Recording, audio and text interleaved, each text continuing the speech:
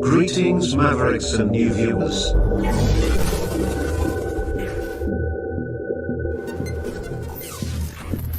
Tonight, direct and live from the Maverick News Network World Studios. This is Maverick News with Rick Walker.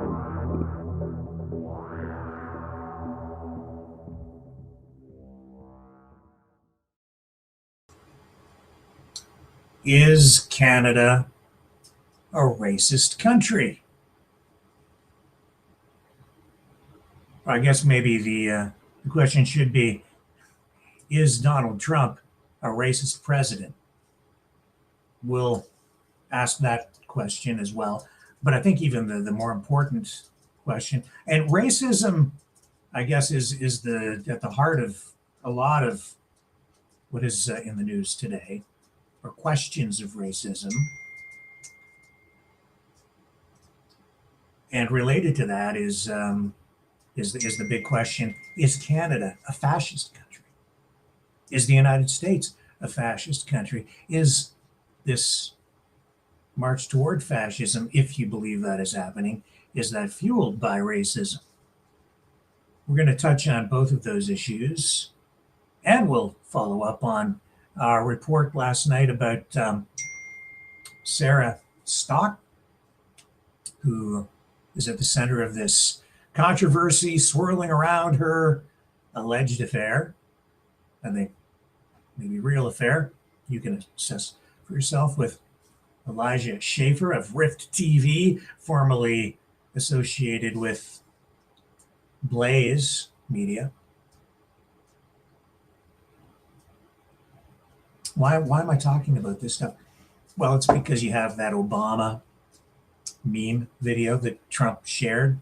We have his response. It's also because of responses that I've seen in our Rumble channel comments section after last night's video, after last night's broadcast. So, and tying into all of that is the future of the United States, Canada, the world, really, and whether Canada will remain united as a country or whether we'll break up here in the Great White North. It all interconnects, and it isn't just Trump at the center of all this. Tonight I'm going to show you that for Canadians, it's still, even though we have a new Prime Minister in Mark Carney, it still largely revolves around Justin Trudeau. When we come back, I will show you why, as we dig into and I guess review Justin Trudeau's prime ministership and the legacy of failure and weakness that now I think threatens the very existence of Canada.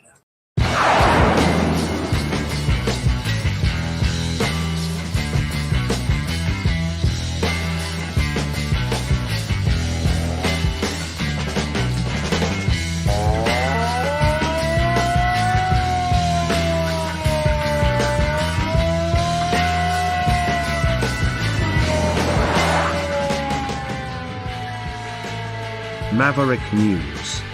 Fighting for freedom. Okay, so let's start with this. A message of patriotism from Canada's current Prime Minister, Mark Carney, coming to us as the Winter Olympics kickoff. Here's what he had to say today, and because, of course, he's a politician, it doesn't matter what he says, it's controversial. Some people liked this. Other people say that this message that is supposed to be unifying Canadians is actually very divisive. Again, you can decide. Good luck, Team Canada. You've earned this moment.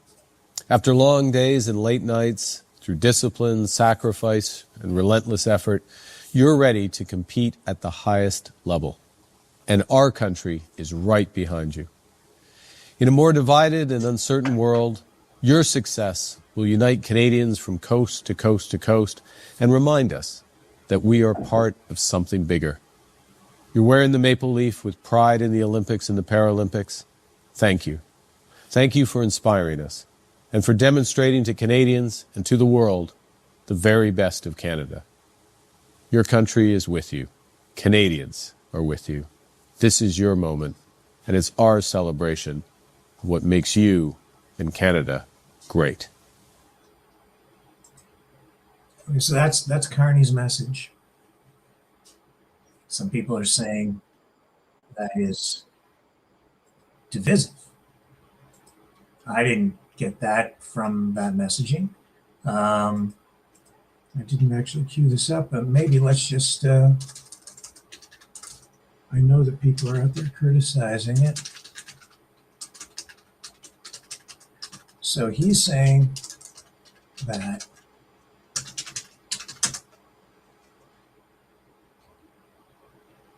and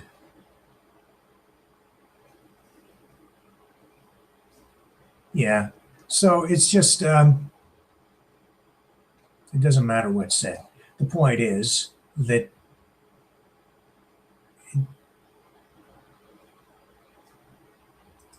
it's political, right? So people are just digging in because they're on Team A or Team B.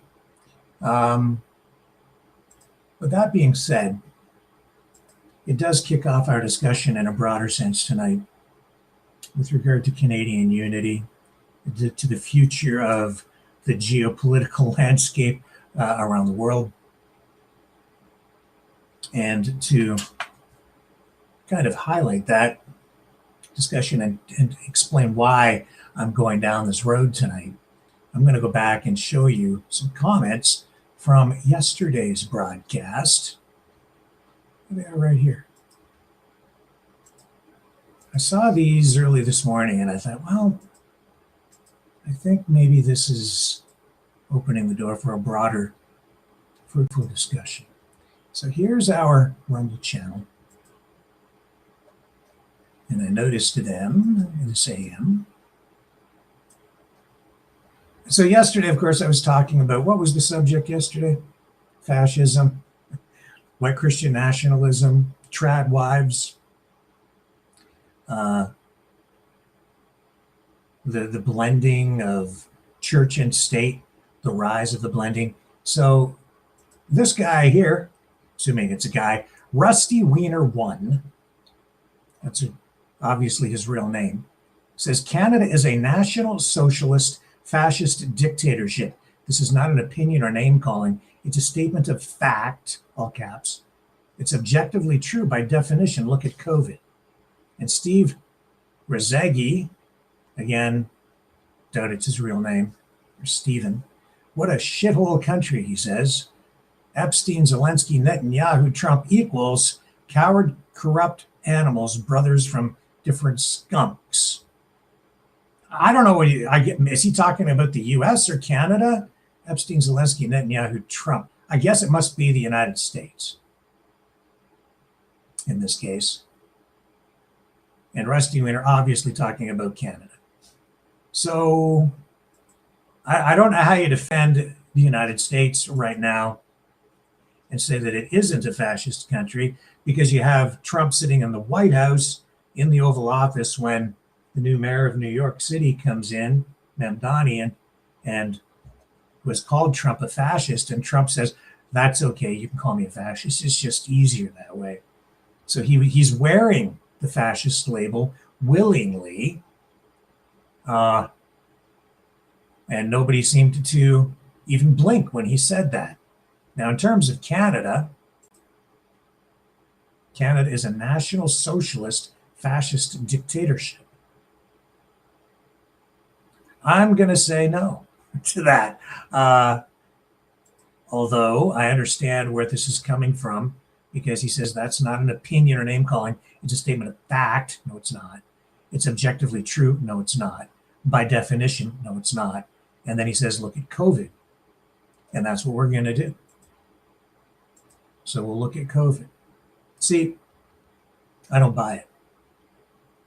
Now, I was as upset as anyone, probably even more upset than most, when the COVID mandates came into effect. And what I'm about to talk about is going to tie into tonight's top news stories. I didn't like the mandates. I was totally against them. I was against any mandate or any coercive effort or measure to force people to get the jab in the arm. I always believed in, and still do believe in, freedom of choice for human beings. Because we're not animals. And when it comes to vaccinations, it might be okay to regulate or mandate rabies vaccinations for dogs and pets. But as far as a human being is concerned, human beings have rights. So I was very opposed to the way our government, the Canadian government, responded to COVID and was opposed to the mandates.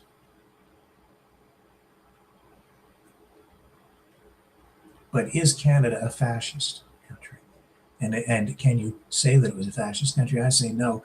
I am going to give you a perspective tonight that I think might inject a little rationality into the discussion. And I think it's an important discussion, especially at this time, because I think so many of us were blinded by emotions during the pandemic. Even during the Freedom Convoy in Canada, for a Canadian perspective on this, probably the largest protest of its kind in Canadian history. And it's an important thing to talk about because the future of our country is on the line. And that's not an exaggeration. That is not hyperbolic. That is the result of the government's actions. The actions, I would say, of two people, largely, three for sure, but certainly the actions of Donald Trump, Joe Biden, and Justin Trudeau. Mostly, I would say, on the Canadian side, it's because of Justin Trudeau. But Canada is not a fascist country, and I will make my argument for you here. Let's go back, first of all, I guess, and think about what was going on during the pandemic.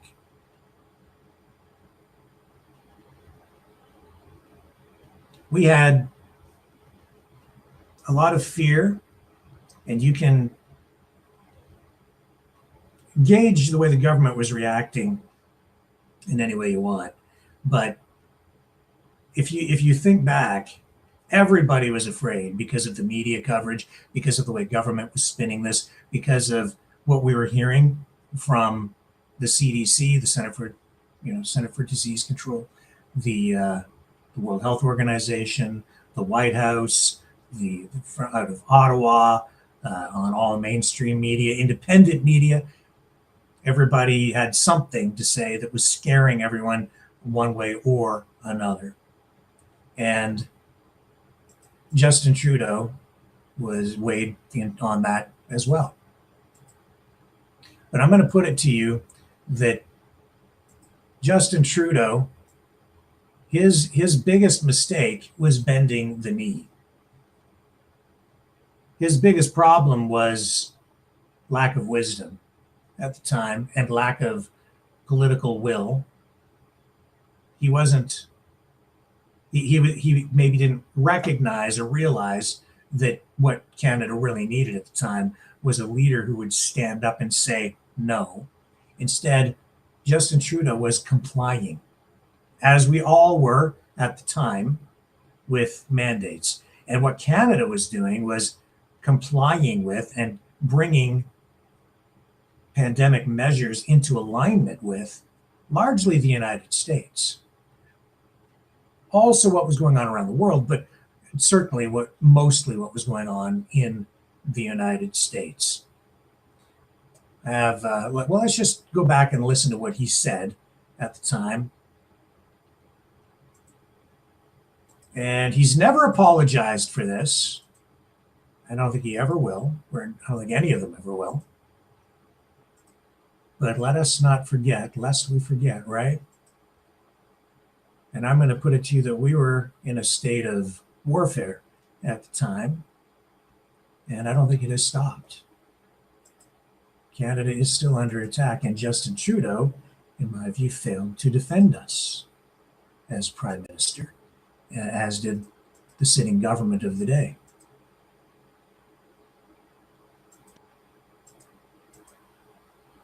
If this will play.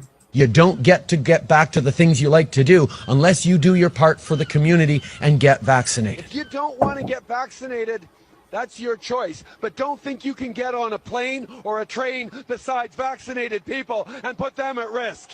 If anyone who doesn't have a legitimate medical reason for not getting fully vaccinated chooses to not get vaccinated, there will be consequences. You will not be able to travel on a plane or a train in Canada if you are not fully vaccinated. We have made the decision that federal public servants need to be fully vaccinated. Mandates are the way to avoid further restrictions. While not forcing anyone to get vaccinated. We're not a country that makes vaccination mandatory. You don't get back to the things you like to do unless you do your part for the community and get vaccinated. If you don't want to get vaccinated, that's your choice. But don't think you can get on a plane or a train besides vaccinated people and put them at risk. If anyone who doesn't have a legitimate medical reason for not getting fully vaccinated chooses to not get vaccinated, there will be consequences. You will not be able to travel on a plane or a train in Canada if you are not fully vaccinated. We have made the decision that federal public servants need to be fully vaccinated. Mandates are the way to avoid further restrictions. So I'm sure you all remember that. We all remember that, right? But I'm going to put it to you that, again,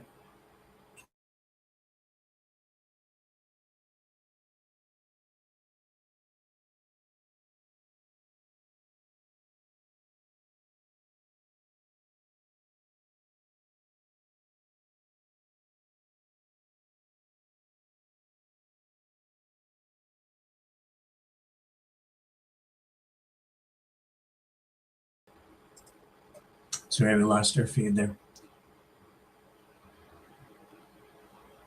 I'm going to put it to you that Justin Trudeau was under the thumb of the United States. Even during the Freedom Convoy, Canada was complying with the measures being taken by the United States, bringing our pandemic responses into alignment with what was going on in the U.S. And it's important to make note of this. Even I at the time, even though we were live streaming everything here during the Freedom Convoy, like constantly, in order to keep everyone honest, I thought, even I was blinded by that fact. You see, if you really think about it, and if you really look at the facts at the time, the mandates, even facing the truckers went there because of mandates that restricted their ability to cross the border to work unless they were fully vaccinated. And then one of those mandates dropped. But it was not just Canada that had mandates in place at the border for vaccinations. It was the United States. That is the fact. Because the US government opposed its own vaccine requirements, and they significantly compounded the issue for Canadian truckers. Effective January 15th, 2022, unvaccinated truckers entering Canada from the US faced a mandatory 14-day quarantine along with testing requirements, and that was part of broader border measures under the federal government's authority over international travel and trade.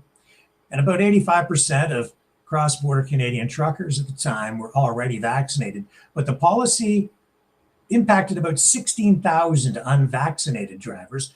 Many of them relied on U.S. runs for their livelihoods. So you can talk to truckers who were living through that at the time. But then, just a week later, January 22nd, 2022, the U.S. Centers for Disease Control and Prevention and the Department of Homeland Security enforced a similar rule. All inbound foreign national travelers, including commercial truck drivers, had to be fully vaccinated to enter the U.S. via land ports of entry, no quarantine option for truckers, and that directly prevented unvaccinated Canadian truckers from crossing into the U.S. for work. So this created a double barrier for bilateral trade and work for the truckers. And the U.S. policy was tied to its broader traveler vaccination requirements and wasn't negotiable by Canadian officials. So in essence, the mandates were bilateral. Canadian truckers needed to comply with both to maintain cross-border operations. Now, the convoy protest organizers, of course, framed it as an attack on freedom and economic survival, but the U.S. policy amplified the frustration, since lifting Canada's rules alone wouldn't have resolved the access issue. But that was something that during the protest, it was never highlighted, never really even discussed or brought to light. And so were Canadian and provincial governments limited in how they could respond to this? Well, yes and no, because it depended on whether we're talking about repealing the mandates, where the U.S. policy created real constraints, or just handling the protests and blockades, where they had the ability, as you know, the Canadian authorities had significant leeway and ended up taking aggressive action. The point is, even if the Canadian government had lifted the restrictions on the Canadian side of the border, the U.S. restrictions would have remained in place. Governments escalated. We know that bank accounts were frozen. We had police come in the end and clear the protests out. The videos of that still circulating online, and there were charges laid against some of the organizers, as we know. And then, as a result of the protest on the Canadian side, we saw other regulations, mandates begin to be lifted. And so the convoy certainly had a positive effect in that regard. But ultimately, while the U.S. mandate boxed in policy flexibility, it didn't completely. Here's the point. The Canadian government was only able to address issues on the Canadian side of the border.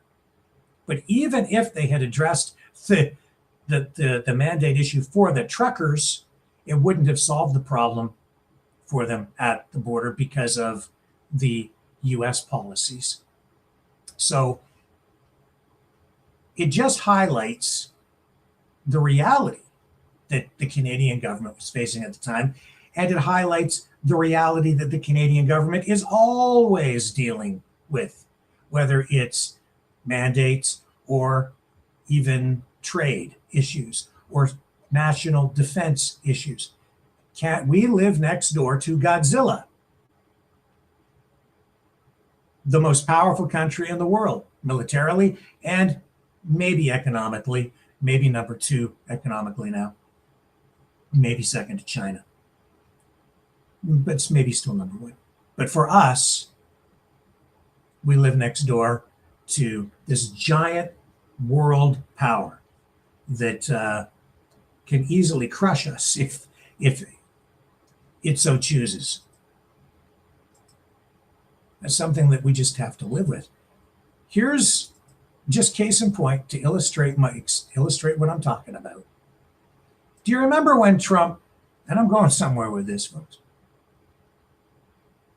It wasn't long ago, Trump in the Oval Office said that Canada and Mexico do what he tells them to do. And this was when the 51st state rhetoric was really sort of beginning to ramp up. After Trump had called Trudeau governor, insulting him, making him look, or maybe exposing the fact that Trudeau very weak as a leader. Here's what he said. Remember him saying this? Listen to the end. Drug addicts, gang members, drug dealers by the thousands and thousands. 11,888 murderers, half of whom committed more than one murder. He's lumping Canada and Mexico in together in these statements.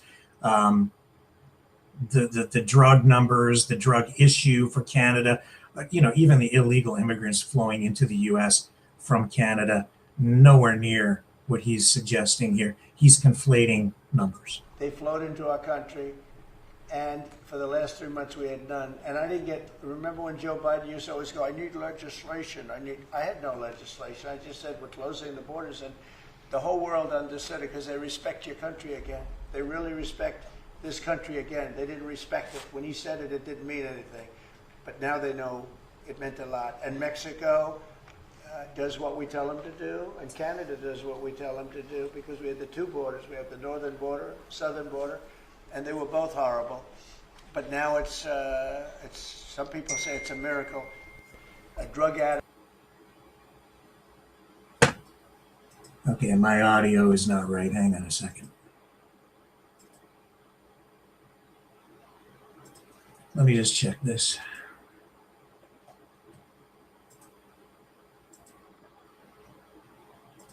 Here we go. Checking my audio.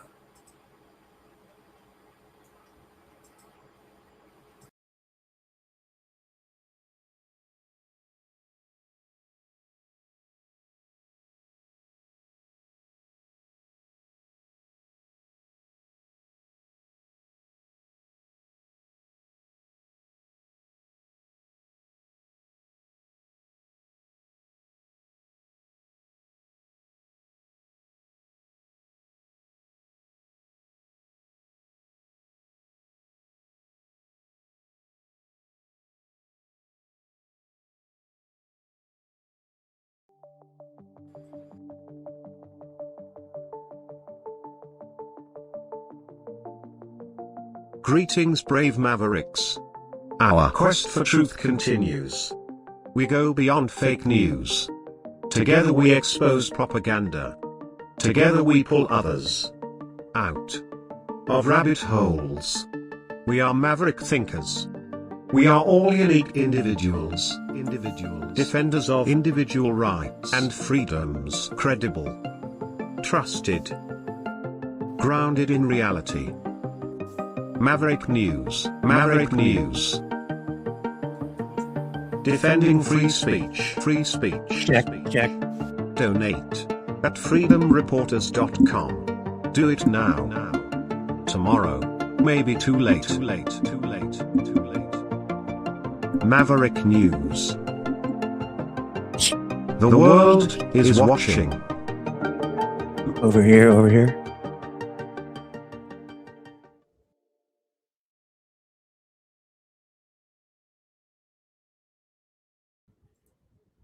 Okay, I think we're in better shape now. Are we live? Checking the audio.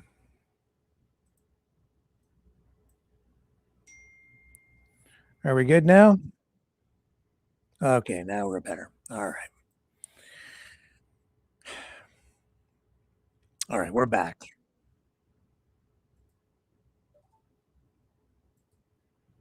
Let me fix this.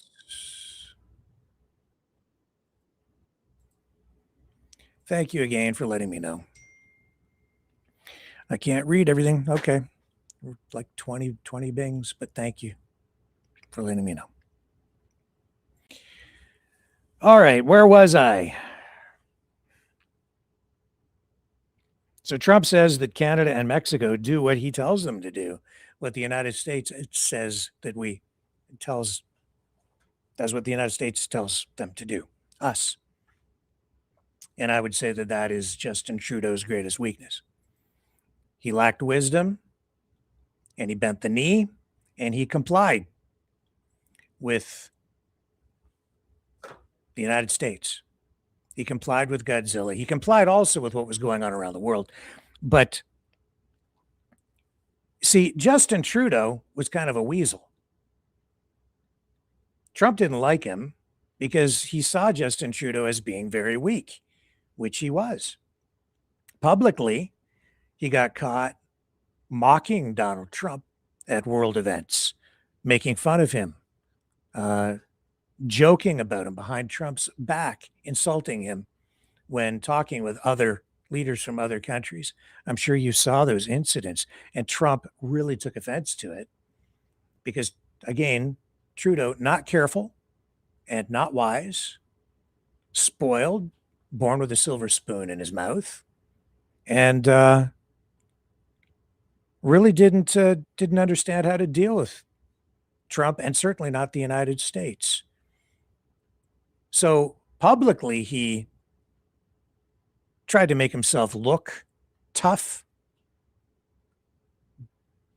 by doing kind of smarmy things and stabbing Trump in the back and saying nasty things about him behind Trump's back, while in public, and also publicly kind of trying to portray Canada as acting unilaterally or just responding, making its own decisions, when in reality, he was bending the knee behind the scenes on every front and complying with whatever Trump wanted, which is why during that meal, that dinner down at Mar-a-Lago, when he met with Trump that got us into all this trouble, or at least marked the beginning of our troubles, when he was having that discussion with Trump, apparently he was asked what would happen if the United States didn't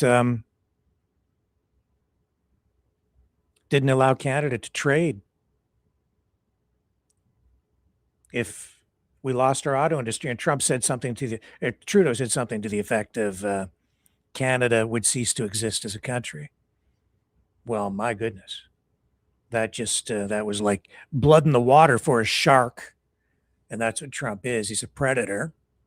And so all of our troubles really became amplified at that point. I'm sure there was a larger plan afoot here from the very beginning, but Trudeau really put the blood in the water and signaled to Trump that Canada would be easy to take over. So the 51st state rhetoric really ramped up from that point on. Why? Because Justin Trudeau simply complied. Because he obviously didn't have enough faith in Canadians or in our economy or our strengths as a nation state to withstand the pressures from the U.S., thinking that the way forward is always just to keep the United States happy and do whatever they want. That's why Canada complied and adopted the 100% tariff on Chinese electric vehicles to bring Canada into alignment with the United States. That's what got us into trouble with China, and saw the imposition of 85 or 86% tariffs on canola out in Western Canada. And Canada basically absorbed, at the time, for a while, the impact from that for the United States, for being aligned with the United States. The point is, Canada always has to walk on eggshells when dealing with the United States, and certainly now with Trump, because he is so aggressive and so predatory. But the answer is not to show weakness. The answer, in order to preserve Canada's sovereignty, to preserve Canada as a nation state, is to stand strong where needed, and to do so in a diplomatic or at least a strategic way. And that is largely what we've been getting from Mark Carney. And Mark Carney is not Justin Trudeau. But we are all living with the legacy of failure and weakness of Justin Trudeau. I'm going to take a short break, regroup my thoughts now that we have the audio functioning properly. We'll be right back after this. The sharing of biased and false news has become all too common on social media. More alarmingly, some media outlets simply aren't true without checking facts first. Unfortunately, some members of the media use their platforms to push their own personal bias and agenda to control exactly what people think, and this is extremely dangerous to our democracy. In an ocean of lies a century deep, the truth awaits. Choose not the red pill. Choose not the blue pill. For both are an illusion. Discover the power of M. The power of individuality. We are mavericks, we are the way to the light. Fear not the storm. Join our quest for truth. Truth will set you free. Maverick News. The world is watching.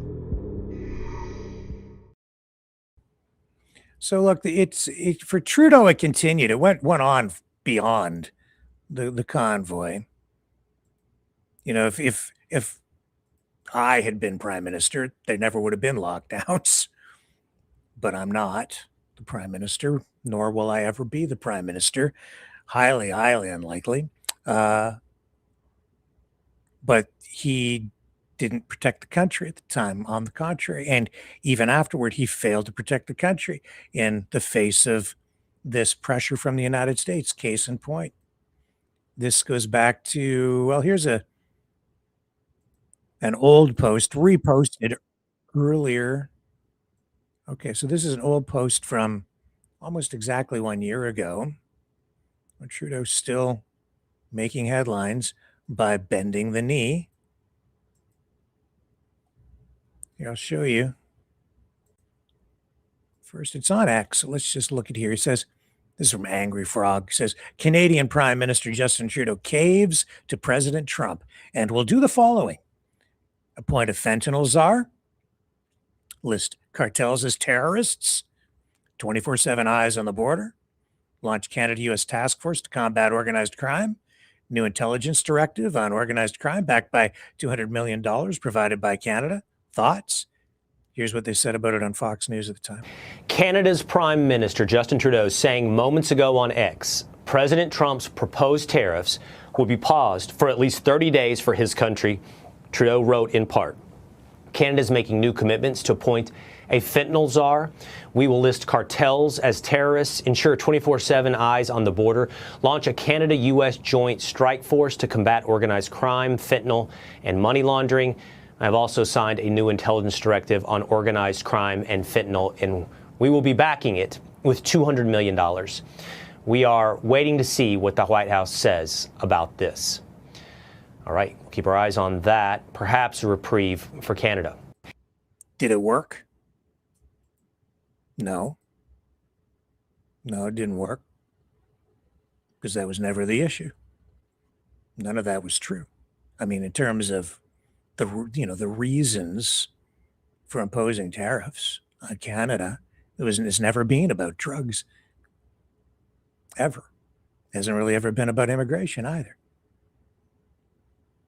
Border czar, fentanyl czar. It's never been about fentanyl. That's just a made-up excuse, a pretext for what Trump is really trying to do, and that is certainly to take over Alberta or to gain access to oil and the resources out of Alberta, and if not the entire country, absorb Canada as the 51st state. It's all a bunch of BS. And what did Trudeau do? He complied. Did it help? Not at all. It's even worse now because he showed weakness. And so again, he lacked the wisdom and the insight to understand what was really going on or how to deal with it.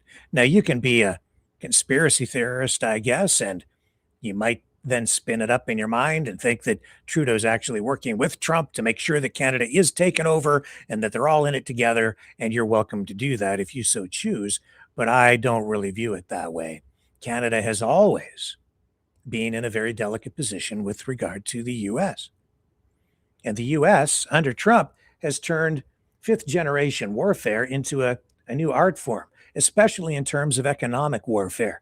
You know, with this new form of warfare that has been developed since World War II, and certainly since the fall of the Soviet Union, because of nuclear weapons, conventional or kinetic warfare is no longer really a very good option when you're trying to take over a country or affect regime change or just get different political outcomes from certain countries or get things that you want. Bombing countries, not really a great option. There's a lot of destruction there. You risk kinetic escalation. So these other measures, psychological warfare, information warfare, economic warfare, these non-kinetic methods of battle are really the methods being employed most these days. Did you know that sanctions have been imposed by the United States on about 1/3 of every country on earth at one time or another?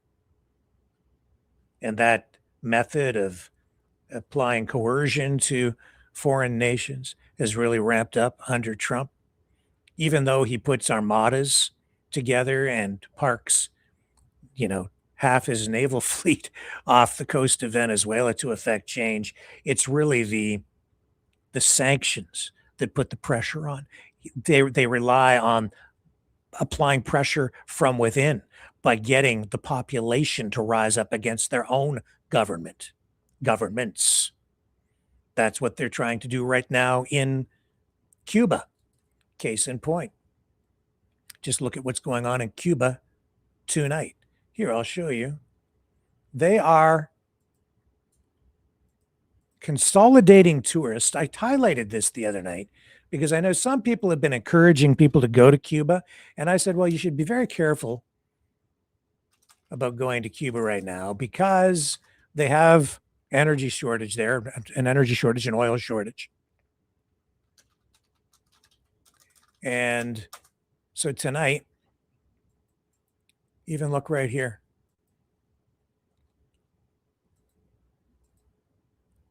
Tourists in Cuba being consolidated is the headline here.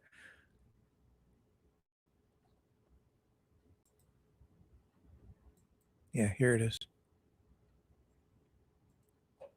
Canadians consolidated into hotels in Cuba amid a fuel shortage. Tourists are now being consolidated into hotels in Cuba as the island struggles through a fuel shortage. Well, why is there a fuel shortage? Because after the fall of the Cuba, after their revolution, aligned with the former Soviet Union, relied on the former Soviet Union for energy and trade.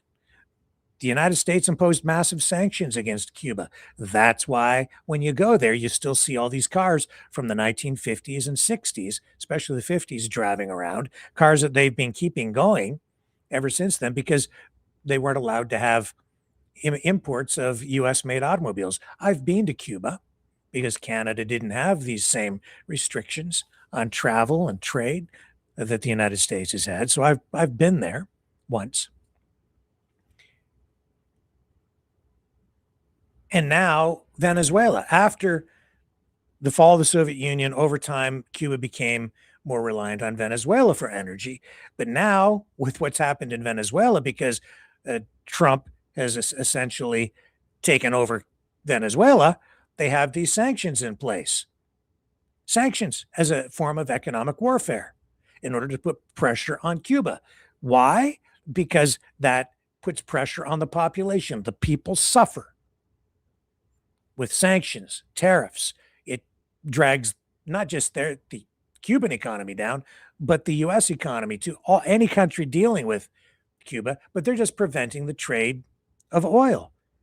That means the people suffer, and eventually they get fed up with the whole thing, and they take their frustration out on their own government. And that is the playbook. That's the way it's done pretty much everywhere. And the United States isn't the only country that does it. All the major powers do things like that. So if you kind of look at it through that lens, you can see the rinse and repeat cycles of all of this and the way that that exact same tactic and strategy is used in country after country after country, whether it's Cuba, whether it's Iran right now, or even here in Canada, where during the pandemic, the crisis was used as a tool to accelerate public unrest, destabilize everything, destabilize the government more. And that's why you saw so much foreign money, especially from the US side, I would say, flowing into Canada to fund and amplify the Freedom Convoy protest, which had a very legitimate purpose, had a positive outcome in many respects. But as we all know, for all the higher information viewers here on Maverick News, you know that there were also other elements and many other players with other agendas in there, including some with the agenda, with an American agenda and a Canada as a 51st state agenda or a separatist agenda.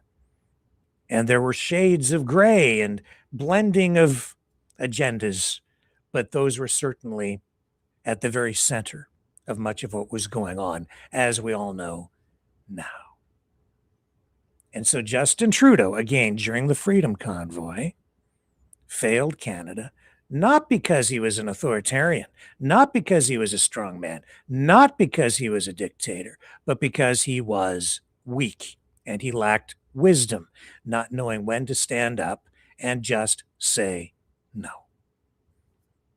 And it may have been self-serving for him to do that, thinking that by complying with the United States, bringing Canada into alignment with other countries' COVID regulations and mandates, especially the United States, that he was doing Canadians a favor and himself a favor by preventing massive unrest, by preventing the United States from taking coercive action against his Canadian Liberal government of the day. Didn't work out for him, though, did it? Because why? He bent the knee. He showed weakness. That's why Trump actually has no respect for him. That's why when he went down to Mar-a-Lago, Trump calls him governor. That's why Trump just kept on pushing, keeps on pushing. And now we have a different situation at hand, and the game is really more out in the open. Because Mark Carney is not Justin Trudeau. And Trump has pushed so hard that he's not even hiding it anymore. And people are beginning to now realize that, oh yes, he's been very serious about it. It became the major issue in the last federal election.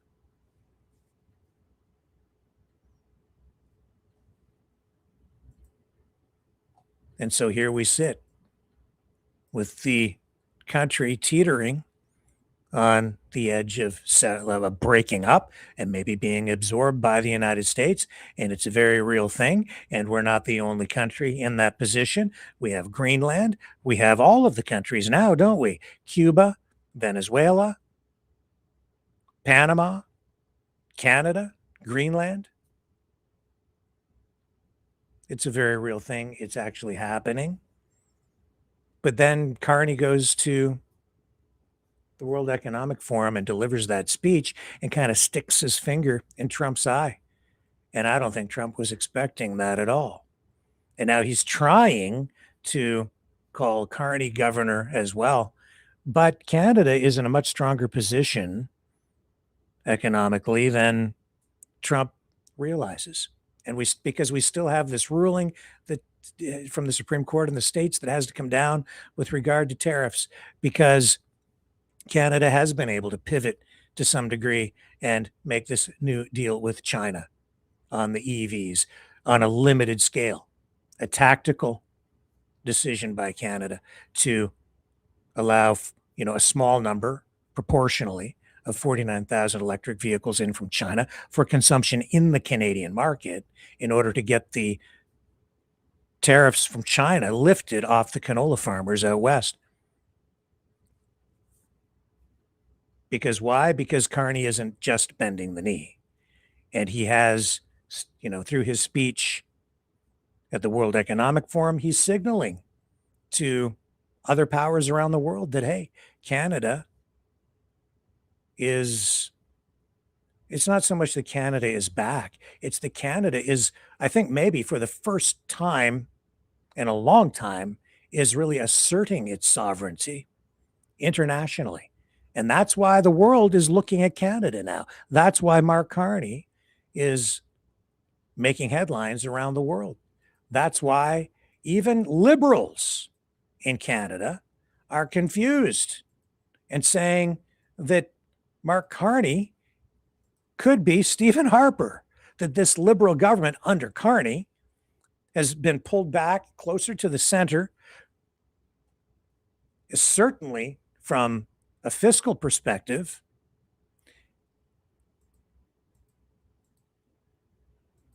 And it isn't just that what Carney is doing, it's also what we've now heard from Stephen Harper, former conservative prime minister, in recent speeches. He has emerged and has been speaking in very nationalistic or patriotic Canadian terms, I would say, but not nationalistic in a fascistic sense. He's been speaking, as Carney has been, in a nationalistic way about Canada, in a unifying way. And Chantal Hébert on CBC television on this panel saying, quote, "I would say there are many conservatives this week who left Ottawa with nostalgia in their heart because they didn't feel that their current leader stacks up against Stephen Harper," referring to what Harper has been saying as he engaged in that fireside chat with Jean Chrétien after receiving that award from the Canadian Geographical Society, I think was the organization, and then later having his portrait unveiled in Ottawa. Let's play this clip, keeping in mind that this is CBC. And these are basically liberals talking about Harper. And these are the same people saying that, who have said, or many of them, that Carney is really governing very much like Stephen Harper would have. I thought he gave Prime Minister Carney a good week on many levels. The first being that clear appeal to unity, which was directed at the Conservatives, that the two parties need to come together, but also the last speech, the one to a Conservative partisan crowd, where he insisted that Canada should go tariffs for tariffs against the U.S. That is a more aggressive posture than that of the current government, but it's immensely more of an aggressive posture than that of the current leader of the Conservative Party on the entire Trump issue. I feel he bought Carney a lot of wiggle room, and I do believe that he robbed Pierre Poilievre of the afterglow of that resounding 87% vote that he got at the convention. So I would say there are many Conservatives this week who left Ottawa with nostalgia in their heart. Why? Because they didn't feel that their current leader stacks up against Stephen Harper. I think that's largely true too, because I don't think Poilievre is he just doesn't stack up against Harper, at least not yet. He keeps falling short, and Carney keeps stealing his thunder, whether it's tax breaks, which have been implemented, resulting in, gasoline that around here sells for 40 or 50 cents a liter less now consistently than it did when Trudeau was prime minister. So that's a very real thing that impacts Canadians dramatically, or the GST, HST tax rebates, which are being increased. That will put money back in the pockets of Canadians, whether it's the housing plan to build more affordable housing in Canada, which, as if you read the two plans, the Conservative Poilievre plan and the Carney plan, it's the Carney plan that is more conservative. It's more free market driven because he's an economist. He's a banker. And he knows how finance works. He knows how the system works, how money works, and he knows how to create financial incentives for human beings through the financial system in order to stimulate growth in certain sectors of the economy. But is Canada a fascist country? My argument is, and still no, even though we had these lockdowns and mandates, and I might have been more easily persuaded during the pandemic and the lockdowns when they were happening that, you know, maybe we were a fascistic country at that time, but even then, no. And so I'm not going to just assert my opinion here. I thought, let's ask Grok and see what Grok says. So I took the liberty of punching in the questions to get the answers in advance. And in the interest of saving time and being efficient, I think that's the wrong one. It is.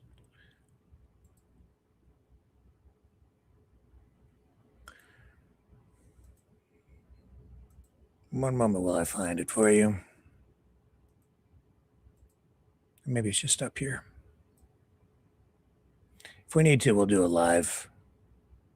I'll punch in the questions and get the answers. Now here it is. Okay. No, that's an old one too. Maybe we lost it.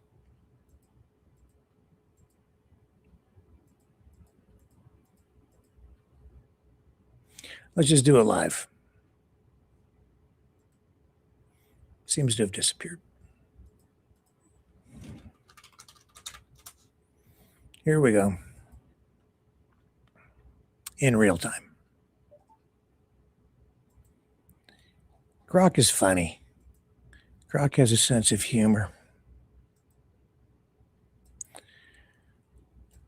I'm trying to get it up with this clunky computer. Here we go. Finally. All right. Hey, Grok. Is Canada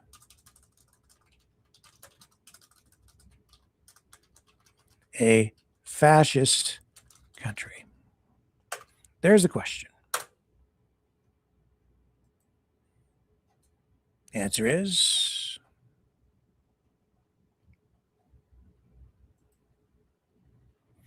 thinking. No, Canada is not a fascist country. Let me break this down step by step in a neutral, evidence-based way, drawing on standard political definitions and Canada's actual governance structure. Let me stop sharing some of this stuff to save some memory on the computer. Okay. Thank you, Grok. What is fascism anyway? Fascism is a far-right authoritarian ideology characterized by, because it's important to understand what it is before we continue talking about it, dictatorial leadership, often a single strongman figure with unchecked power.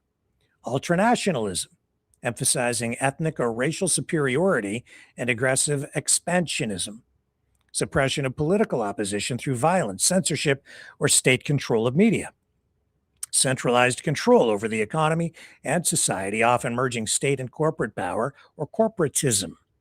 Rejection of democracy, liberalism, and individual rights in favor of the nation or state as supreme.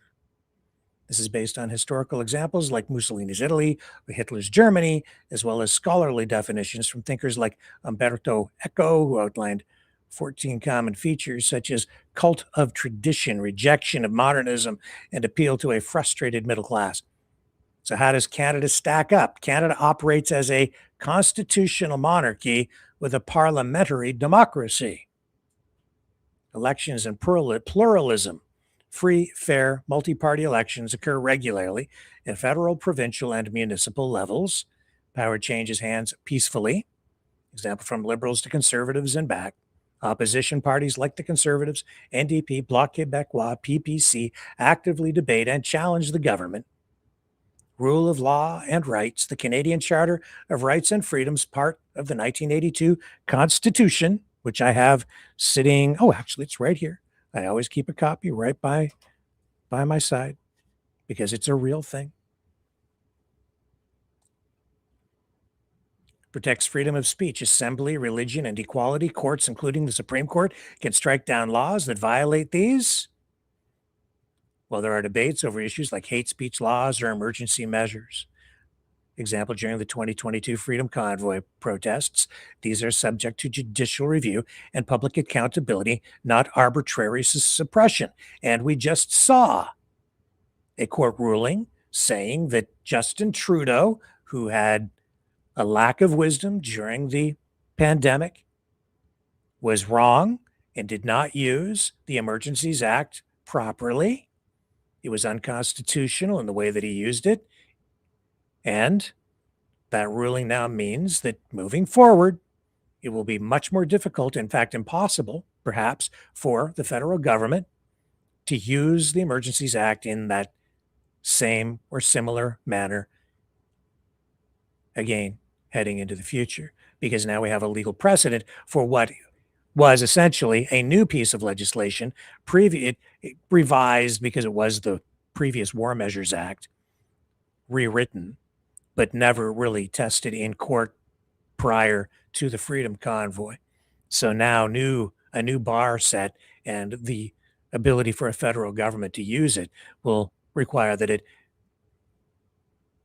reaches that bar, which is now set higher in the future. Decentralized power. Federalism divides authority between the federal government and provinces in Canada and territories. No single leader has absolute control. The Prime Minister, currently Justin Trudeau, previously Justin Trudeau, is accountable to Parliament and can be ousted via no confidence votes. That's all true. And people kept saying, Trudeau's a dictator. We'll never get rid of him. There won't be any more elections. But what happened? He has been removed. He's not there anymore. And that's because it became very clear that he was not going to be able to effectively deal with Donald Trump. That it accelerated or it expedited his exit as leader of the party for the Liberals and as prime minister. Now he's busy dating Katy Perry instead of making bad decisions in Ottawa. Canada also has a mixed market economy with strong social welfare, universal health care, education. It's capitalist with regulations. That's pretty important because there are free market elements in our economy here, although not as free market as I would like to see it, but it is a capitalist economy, not state-dominated corporatism, although we have elements of that, and a lot of that is because of the need for us to trade with countries like the United States and China and others. Immigration policies emphasize multiculturalism, not ethnic nationalism. Canada is a member of democratic alliances like NATO, the G7, and the United Nations, promoting human rights and peacekeeping, not aggression or isolationism. And it's odd, but as I go down this list in real time, I am seeing that it's the United States under Donald Trump that has really become fascistic. Critics sometimes label actions as authoritarian, invoking the Emergencies Act of 2022 to end protests, which was later ruled partly unconstitutional by courts. However, these are exceptions within a democratic framework, not systemic fascism. Indices like the Democracy Index from the Economist Intelligence Unit consistently rank Canada as a full democracy in the top 10 globally. far from authoritarian regimes. And I can also tell you, just from top of mind, remembering that Canada does rank consistently much better than the United States does when it comes to the question of democracy and freedom. We're higher on that ranking. Now, some people obviously think or say, as we just saw in the comments from our Rumble channel, that Canada is a fascist country. The claim often stems from hyperbole in political discourse, frustrations with policies on COVID-19 restrictions, gun control, carbon taxes, amplified on social media, comparisons to fascism by opponents of the Liberal government, especially during polarized events, broader global trends where fascist gets thrown around loosely for any perceived overreach. But rhetoric isn't reality. True fascism dismantles democratic institutions entirely. Canada's are intact and functioning. That's grok. And I have to say that I largely agree with that.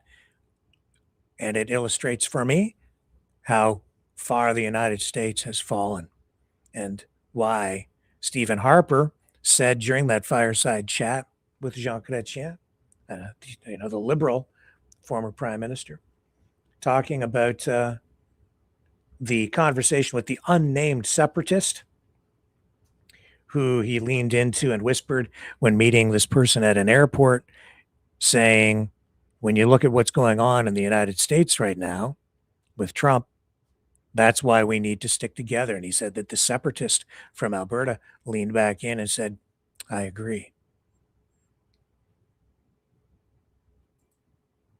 And it is the United States that is falling, maybe has fallen, not even clear if it will ever recover. And it is the United States that has, under Trump, damaged relationships around the world. It is the United States that is going around throwing its weight around. It has become the bully that it has always been accused of being. Sometimes with justification, those accusations, but not always. Sometimes exaggerated, but not so now. You can see it very clearly that this administration under Trump has become very authoritarian, very fascistic, and they are using economic warfare, psychological warfare, information warfare, fifth generation warfare tactics to effect change globally, all around the world. Exerting pressure on countries like Canada, trying to get Canada to comply, to fall into line, to do what? To do Trump's bidding. Again, if you just go back and just look at this list of this, what defines fascism, what makes a government fascistic, just look at what Canada isn't that the United States is. Dictatorial leadership from a single strongman figure with unchecked power. That is what Trump has been doing. He's becoming more and more dictatorial or authoritarian through Doge, by purging political opponents from the bureaucracy.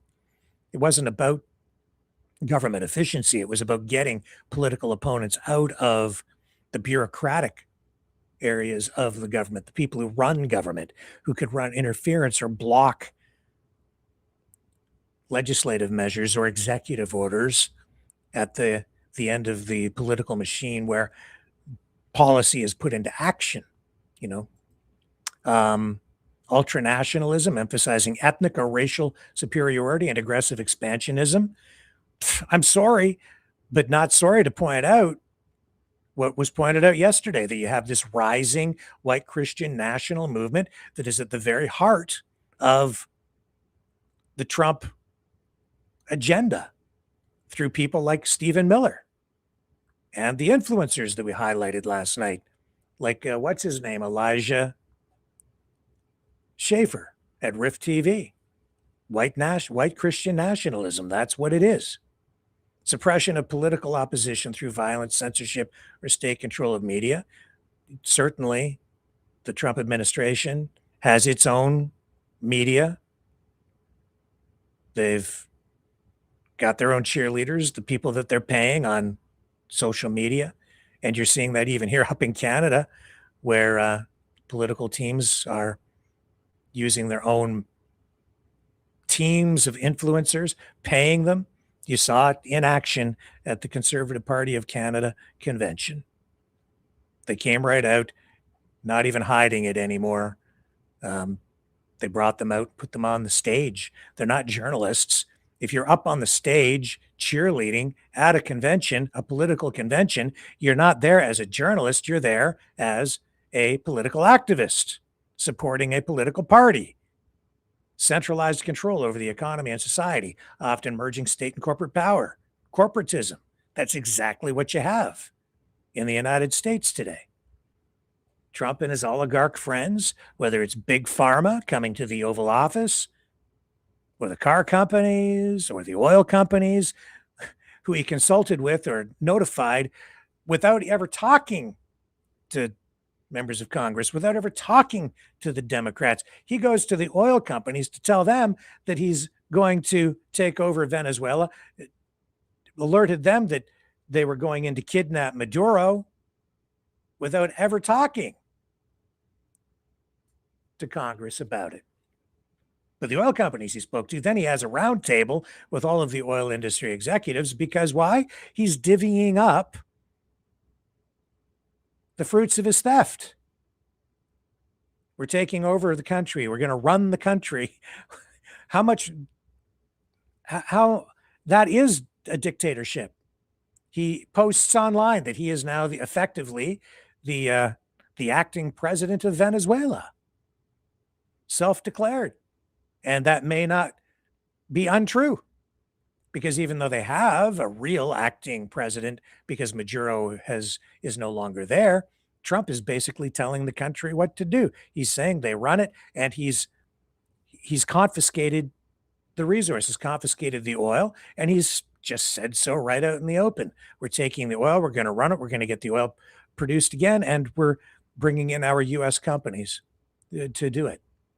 That is authoritarian. That's unitary executive power. And that's what they have in the United States, which we don't have in Canada. Because Trump is ruling with his Sharpie, not an auto pen, his own pen. And he's signing a record number of executive orders, just laws that he puts into effect by signing a decree. That's why Bannon has been saying they need to now codify. Do you know what that means? Codify those executive orders, codify what they've been doing. It means they need to go beyond an executive order, which can be rescinded, overturned when a new president comes in. He wants to codify that into law, actual legislation that is enacted in ways that go beyond, through the legislative process, beyond executive orders.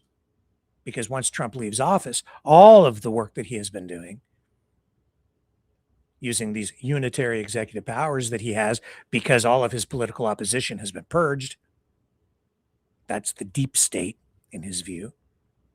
So now he has free reign to do what he wants. He is essentially has dictatorial powers.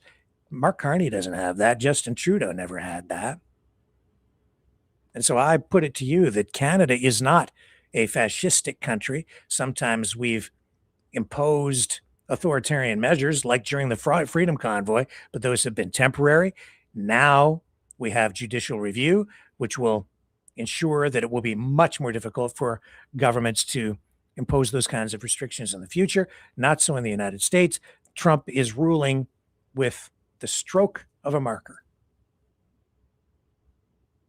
That's why also Steve Bannon is afraid. Steve Bannon, of course, a key strategist for the Trump administration, was part of the administration at Trump 1.0, now not in the administration, but obviously very influential within MAGA circles. And he will tell you that Trump listens to everything he has to say. He's already been to jail to protect Trump once.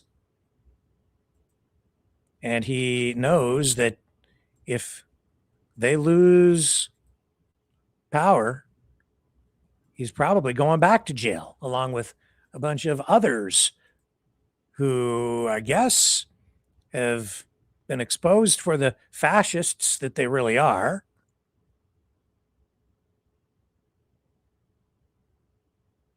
unapologetically.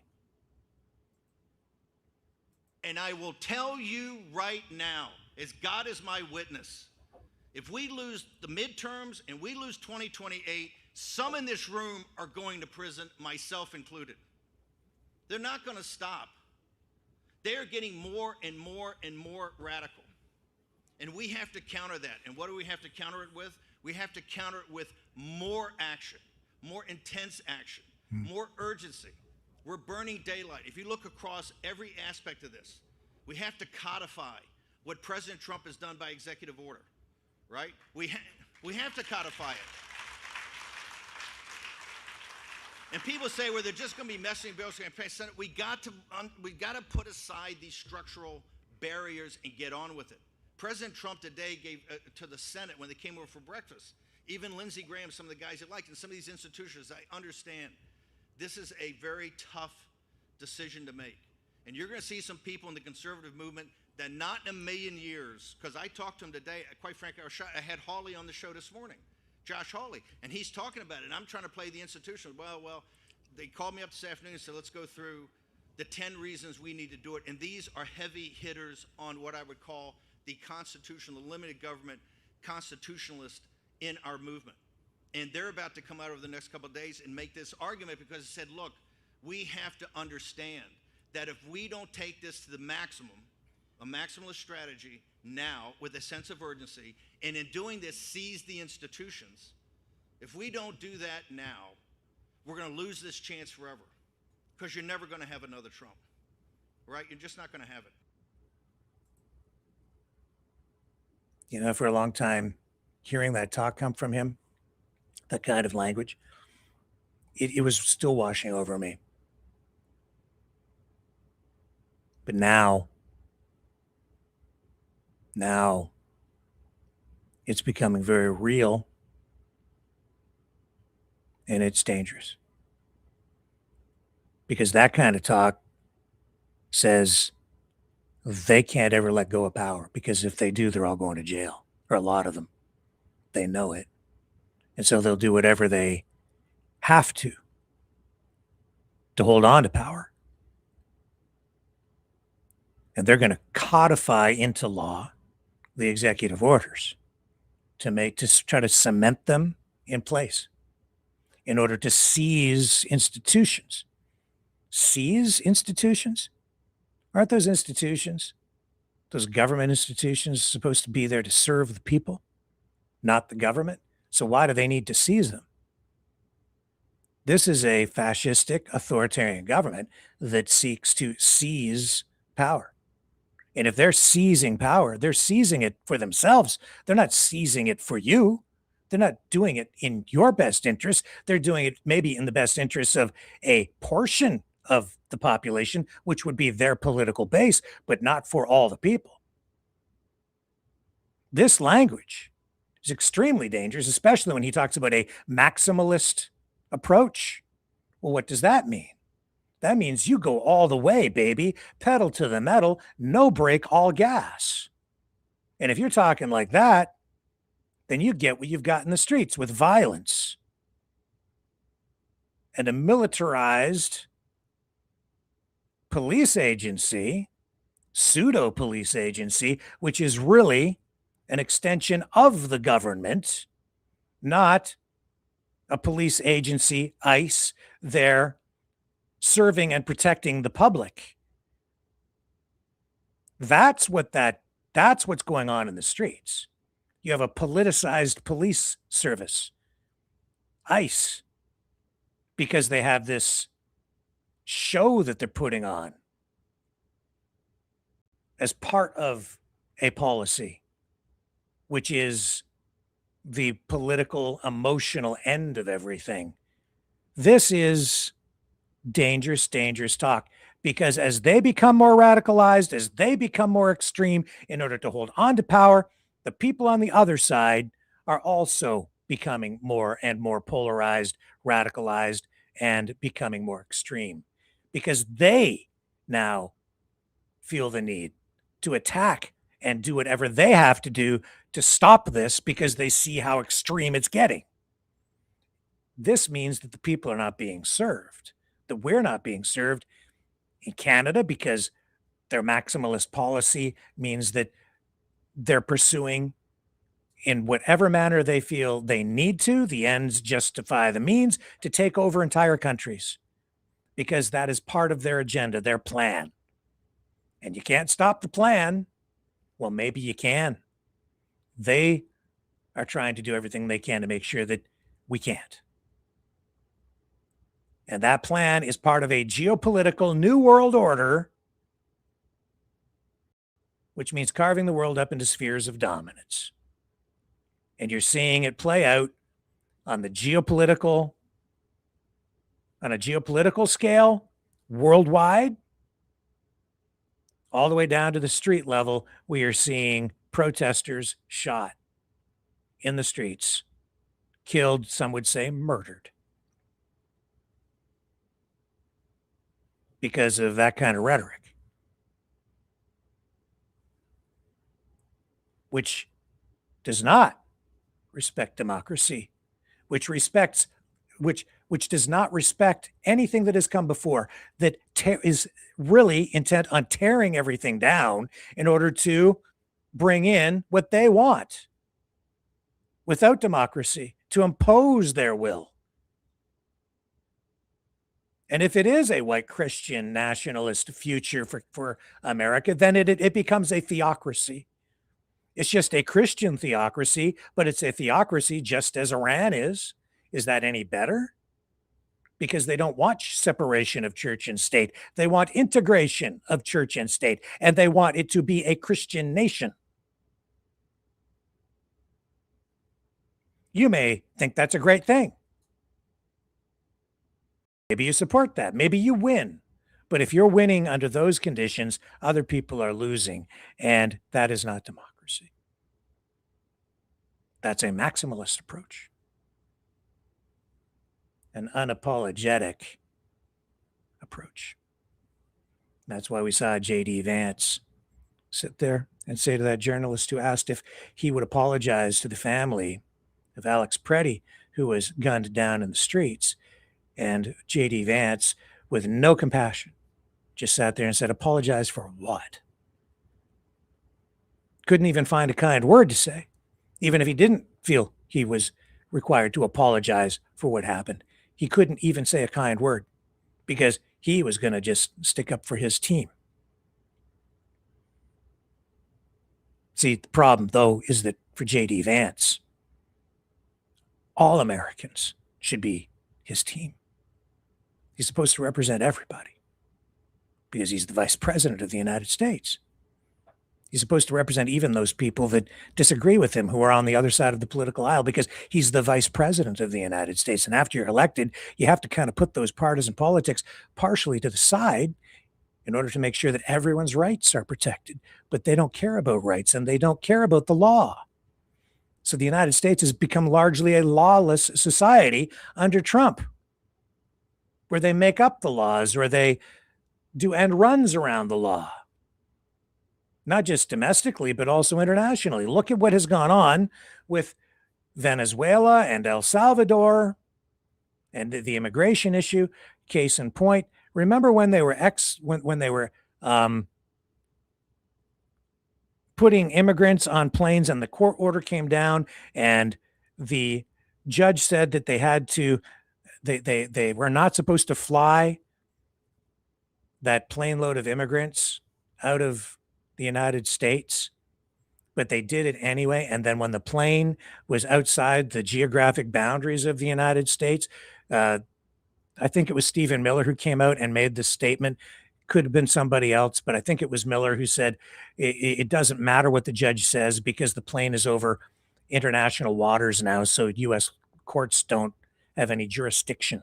So it doesn't matter what they've said. And yet, what was the justification for going into Venezuela or for bombing or blowing up the boats off the coast of Venezuela? What was the justification for kidnapping Maduro? Well, they made those, they created the justification in the U.S. court system, not international laws. They just made up a predicated justification through U.S. laws, and then said, well, we have the right under the Monroe Doctrine, which is also a U.S. thing, to go in and do what we want to do in this foreign country. Their sovereignty doesn't matter because international law doesn't matter. What matters is U.S. law. So on one hand, they're saying international law says that our courts don't have jurisdiction, so we get to do what we want to do because they're already out of the country, nothing we can do about it. And then on the other hand, they're saying that international law doesn't matter because the United States, being the superpower that it is, gets to do whatever it wants in order to protect its own national or national security interests abroad. But I don't see how you can have it both ways. Well, you can when you're a superpower, which is why I really stuck in Donald Trump's craw when Mark Carney went to the World Economic Forum and called out that hard to swallow truth, something that has largely never been spoken about in such circles at a podium during a speech to the World Economic Forum. And Carney comes out and says such things, saying that middle powers need to unite because all the talk about a rules-based international order has always been partially false. And that partial falsehood relates to what I'm saying, that the United States, Russia, China, major powers are immune from prosecution under international law. They are immune to the laws. They're above the laws imposed by a rules-based international order. They can do whatever they want because they're just going to get away with it because there's nobody that's going to enforce it. So if Vladimir Putin is accused of a war crime or war crimes, and there's a warrant out for his arrest from the International Court of Justice or the ICC, nothing happens to him because even when he flies to foreign countries, nobody really tries to arrest the guy because if you do that, man, you have a whole heap of grief coming your way. Same thing with Trump. Same thing with Bush. Accused of war crimes, but who's going to arrest a former president of the United States? But now things have escalated to such a point domestically that we have Trump saying that Hillary Clinton should be locked up. This guy should be locked up. You see this rhetoric, this propagandistic or propaganda style information war coming from within the U.S. government through Tulsi Gabbard, where she has of late been spinning up some strange story about Obama and election fraud and justification for arresting Obama, going after Obama. And if you buy into all of that, which I no longer really do to the level that they want us to, but if you buy into it, then you're going to be left wondering why nothing ever really happens, why Obama never really gets arrested, why none of these people ever really get arrested. Did they really cheat? I've been telling you that I think probably both sides cheat to some degree, and nobody cheats more than Donald Trump because he rigs everything. And you've seen that happen in real time. So certainly under Trump 2.0, purge political opposition from the bureaucracy, put people in place who are absolute loyalists, who will do whatever you tell them to do. Actors, mostly, who put on a good front. Sign into laws unilaterally using unitary executive power, whatever it is that you want to put into power, and just do it on your own as president. Shut down the borders. Just do it. He said, I didn't go to Congress. He said, you want to take over a country? Just do it.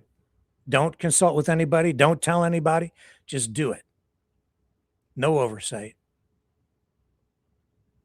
And put pressure on other countries to fall into line and use the economic tools, tariffs to whack people on the head, whack countries over the head in order to get them to comply. And preferably you have a weak leader in place in a country that you can control. Justin Trudeau fit the bill, didn't he? Worst prime minister in Canadian history. When we needed him, when we needed someone to provide real leadership, to stand up and say, wait a minute, this is a violation of people's rights.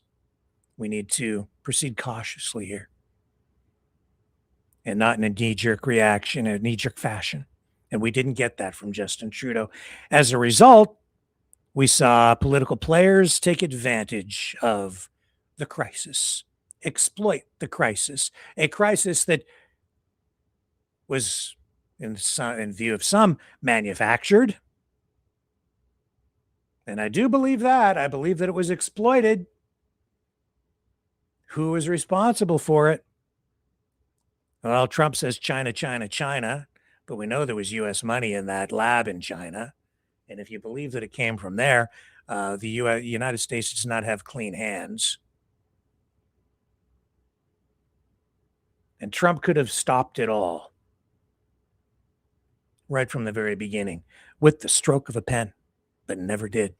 Left said he had to leave it up to the states to deal with it. And so, yes, we did see in some states more freedom than in some other states. Certainly in places like Florida and Texas, the mandates or the lockdowns were far less restrictive than they were in places like Massachusetts or California or in any place across Canada.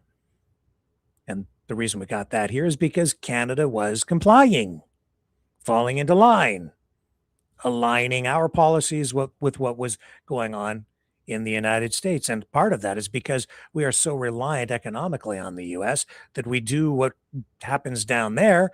They set the trend, they set the standard, they set the bar, and we fall into line. Because our supply chains are integrated, everything is integrated. If you're a trucker, you're crossing the border, you have to deal with those regulations on both sides of the border. But it was Canada that absorbed all of the abuse over that. Certainly during the Freedom Convoy, did you hear anybody talking about the mandates on the US side and how even if the Canadian government had complied with the demands of the Freedom Convoy at the time, the truckers would still have to deal with the US mandates? Nope. Never heard about it. Because it was all the Canadian government's fault. Then I'm hearing that same kind of reverse upside down logic coming, especially, I'm sorry to say it, but from conservative streamers who just keep on blaming Canada, blame Canada, blame Canada for the problems that are being imposed on our country right now by the orange man in the White House. And I'm going to come back to orange at the end of the broadcast. Canada's under attack. This is, make no mistake, a fifth generation warfare tactic being used to take over the country. Certainly to break it up, divide and conquer. That's the strategy for Canada. That's what the separatist movement out in Alberta is all about. It's not about Trump loving us. Jamil Jivani going to Washington to meet with his best bud, J.D. Vance, is no accident. In fact, I'm sitting here tonight thinking, I don't think it's an accident that Jamil Jivani, a best bud of J.D. Vance, wound up running for a seat in Parliament. There he is. Elected? Maybe. Certainly selected. And now doing the bidding of the Trump administration, going down there for this meeting, which even many conservatives are scratching their heads over, wondering, why the hell is this guy going down there? Who does he represent? He really doesn't have any authority. I guess he can go because we're not an authoritarian regime. And as a sitting member of parliament, he can go down there and I guess represent his constituents from his local riding. He's free to do that because he is an elected member of parliament, but he doesn't have the authority to negotiate any kind of a broad, comprehensive trade deal. So he comes back, and what does he bring back? Well, he brings back a message which he posts on social media saying, Donald Trump wants you to know that he loves Canadians. He loves you. Bunk.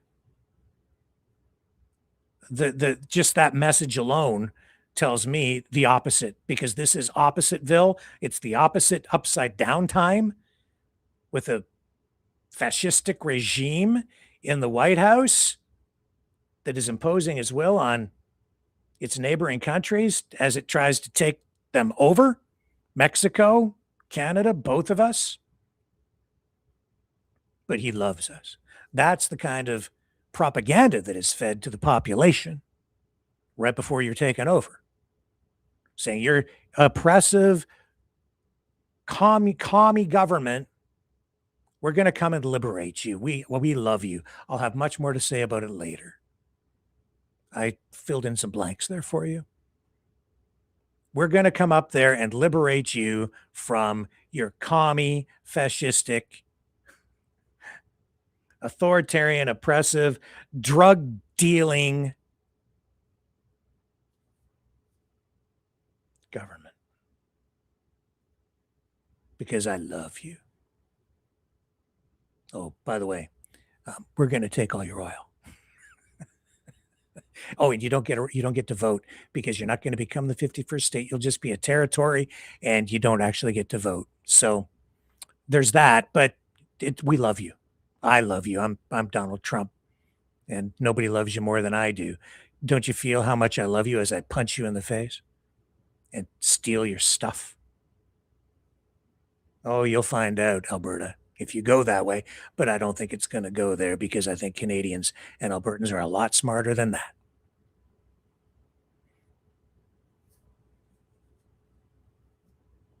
You're going to see it play out all around the world. There are two Americas tonight. I think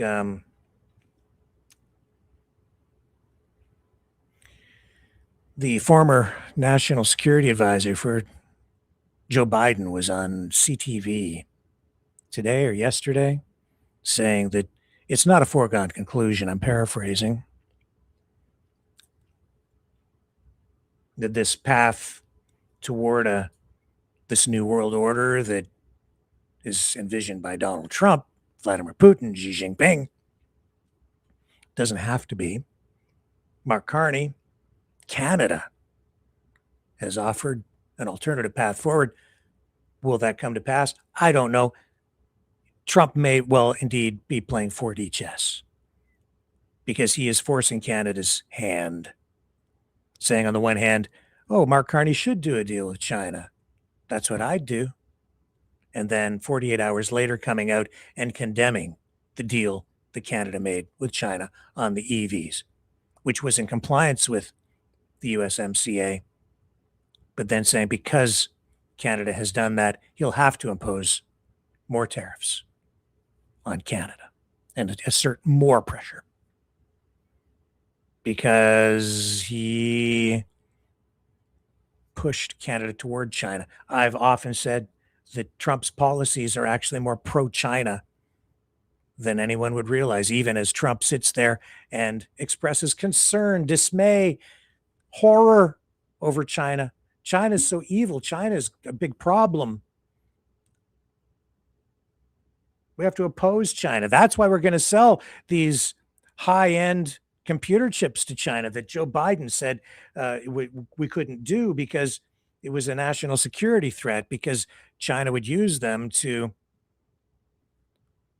accelerate artificial intelligence research, and that would be in direct competition with the U.S., and the United States might lose its position of dominance in that area, which is going to be so important moving forward. In fact, we've seen how disruptive AI can be just within the last 3 days, as news came out that AI, I think it's Anthropics was the company. Don't quote me on that, but I think it was Anthropics that revealed that their AI models can now analyze data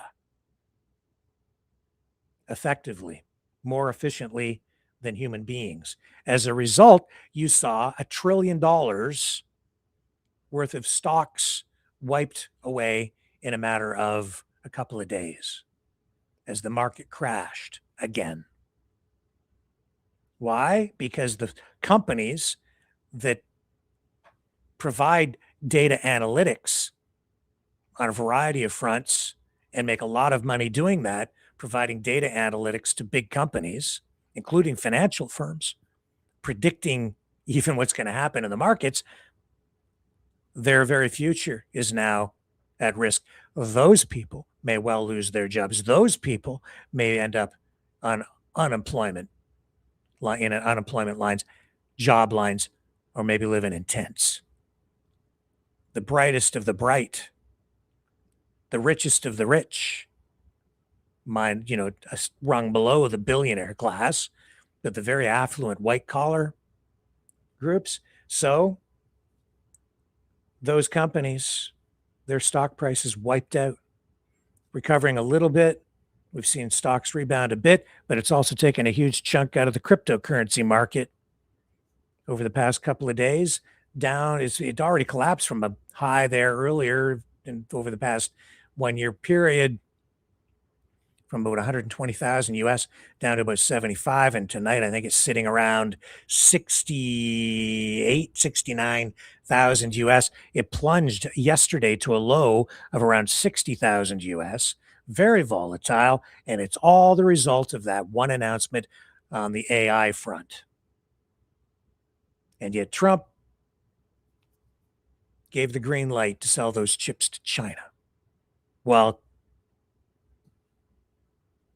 threatening Canada with more sanctions, more tariffs because of the 49,000 vehicle EV deal that was done to save the canola farmers in Western Canada. So yeah, it could be 4D chess. But Carney doing what he can do, I think, in the face of all that. And I have to wonder what the true motivations are behind this Conservative Party when all they do is blame Canada and previous Canadian governments even for decisions that have been made that, honestly, if you really want to look at previous decisions of Canadian governments that have left Canada vulnerable in this regard, it's because every decision that has been made in the past on the economic front has been based on our relationship, our dependence on the U.S., because we never thought that we would be in this kind of position where our greatest trading partner, our greatest ally, our friends, our relatives, our sibling nation would become our greatest threat. So yeah, it's true, but you can't blame Canada or any previous government, liberal or conservative, for what is going on right now. You can blame Donald Trump, his administration or regime, because they're the ones blowing it all up. But not everybody in the United States is of that mindset. Canada does have friends. We're pivoting over, trying to create alliances there, not by sending people down to the White House to bend the knee to J.D. Vance, but with governors in some states and other politicians who are, I think, a little more enlightened on the economic front, understanding that cooperation and working together facilitates more growth and mutual prosperity rather than a zero-sum win-lose game, which doesn't benefit the people. It only benefits the guy in the White House because he is given all the power, which, again, circles back and shows that what we're dealing with is a authoritarian government down there. Because he's the president. He doesn't sit in parliament every day. Like our prime minister, who at the end of the day only gets one vote. When it comes time to vote for a piece of legislation, he has other powers, but one vote. But most people who kick and scream about Canada and how you have to tear it all down don't highlight that, if they even understand it. So when I look at the comments on our Rumble channel from the other day, and I'll bring them up again, I take exception to them, honestly, as a Canadian, as someone who has been sitting in this chair with a rekindled news platform on social media, which was here to keep people honest, to get us all closer to the truth, to keep everybody honest on every story on all sides of the political spectrum, every night for the past, 5, 6 years? Because I want my country back. We're slowly getting it.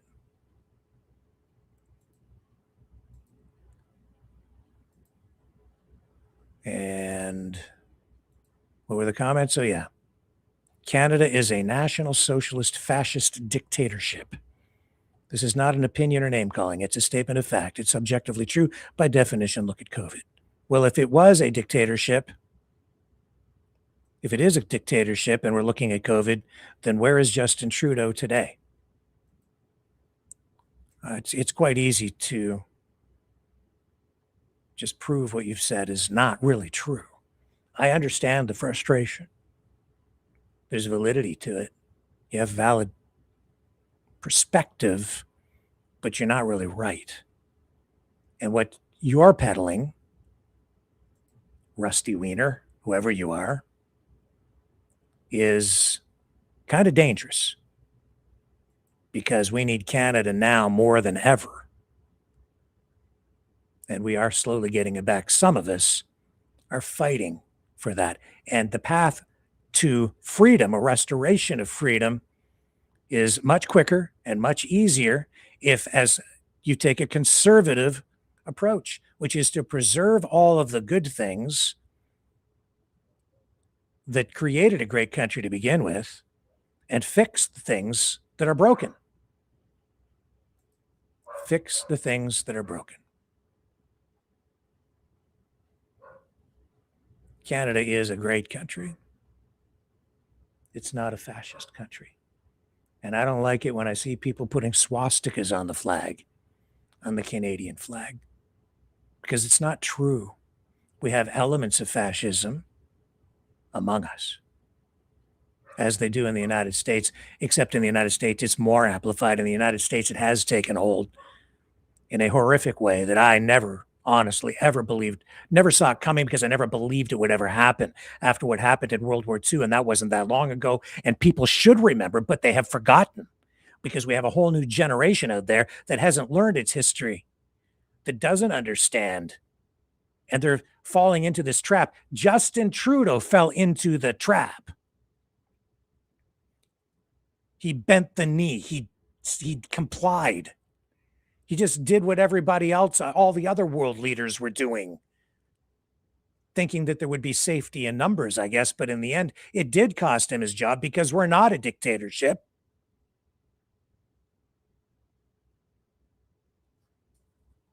And I see all these 20-something, maybe late 20s, maybe early 30s streamers, influencers out there who don't know squat, who obviously don't remember because they went around and haven't learned the lessons of the past. They haven't forgotten because they clearly never really learned. And so now it seems we're about to maybe repeat a lot of the mistakes of the past. As I see all these young people making bad choices, bad decisions, highlighted a lot of that last night with these MAGA influencers who had never honestly paid attention to or even heard of in some cases before. This Sarah Stock and Elijah Schaefer, still making headlines today with all their drama and their affair, which is blowing this guy's marriage up. Elijah Schaefer. Who is Elijah Schaefer's wife, Kezia Schaefer? Rift TV founder's divorced longtime partner pulled into Sarah Stock cheating controversy. And that's Sarah Stock on the right. And that's Elijah Schaefer to the left. And Sarah Stock used to work for this guy. And that's Schaefer's wife in the center. Interesting. Sarah, the podcaster Elijah Schaefer triggered a social media firestorm after posting and deleting frantic messages claiming his wife and children were missing. Drugs had been planted in his home and federal agents were targeting him. Hours later, he changed tone and told followers he was divorced and emotionally struggling.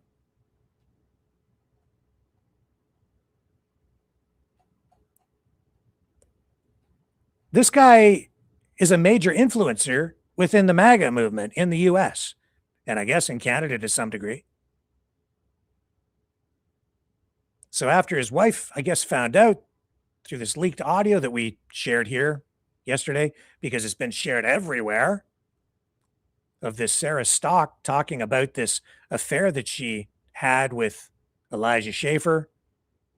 This is this breakdown that this guy had, who has talked about his drinking problems and I guess his problems with mixing alcohol with over-the-counter medications a couple, 3 times a week. In any event, look, this is what he was posting online as he found out that his wife and kids were missing because of his marital problems. See if I can bring it up here for you.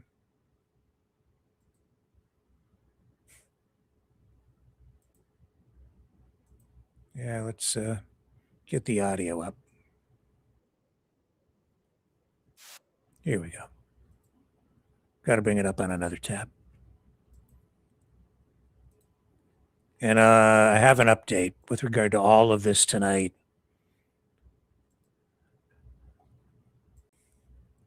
And it's all relevant to what we're talking about. Here we go.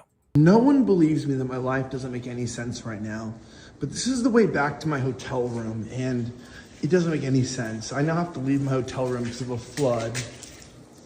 This is very weird. But what's going on here, okay? It's very bizarre. So there's some, I guess, some water moving here. Okay, cool. Won't walk in that. My feet are wet. And then we got some flooding, I guess. Okay, it's falling on me. But what even is going on, right? There's a thing, okay? At least I can like take a seat and actually rest. But then I have some what? Some Diet Dr. Pepper? No one believes me that my life doesn't make any sense right now. Just all freaking weird. I'm going to take a little break, come back. I've got more. It kind of gets even weirder. I'll be right back.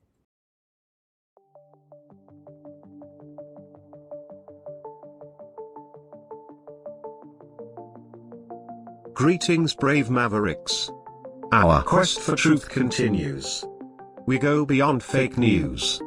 Together we expose propaganda. Together we pull others out of rabbit holes. We are maverick thinkers. We are all unique individuals. Defenders of individual rights and freedoms. Credible. Trusted. Grounded in reality. Maverick News. Maverick News. Defending free speech. Free speech. Donate at freedomreporters.com. Do it now. Tomorrow may be too late. Maverick News. The world is watching.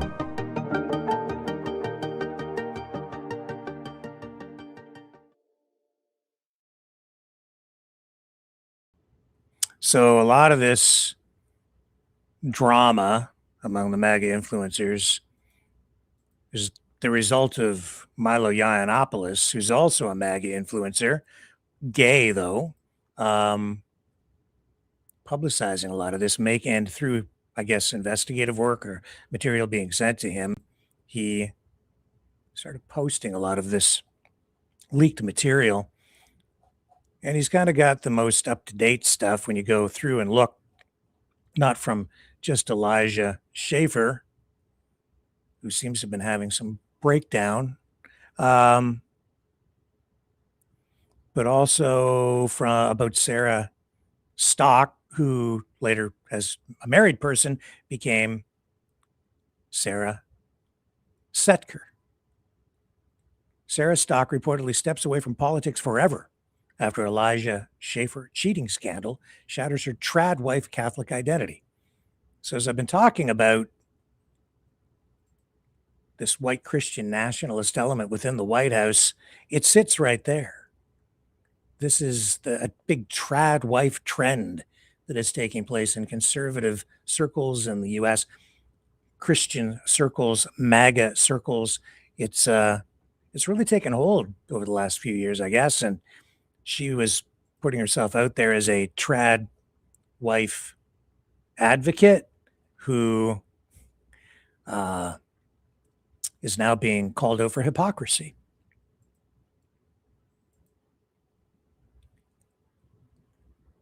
As a result of all of that, we had, do I still have it here?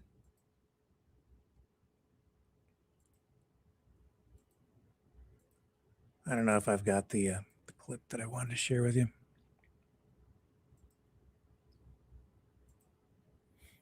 Hang on, I need a moment. Don't go away.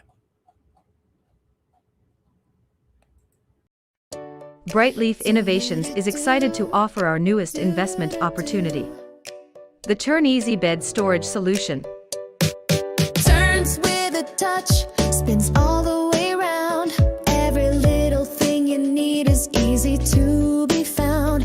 No more clutter, no more mess on the floor. Just spin it, reach it, you don't search anymore. Turn Easy Bed, spin your world around. Storage made simple, the best you found. Shelves your way, keep the mess away. Charge it, store it, night or day.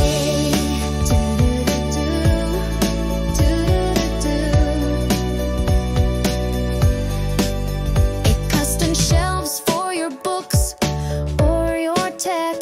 Cozy space for your treasures to protect.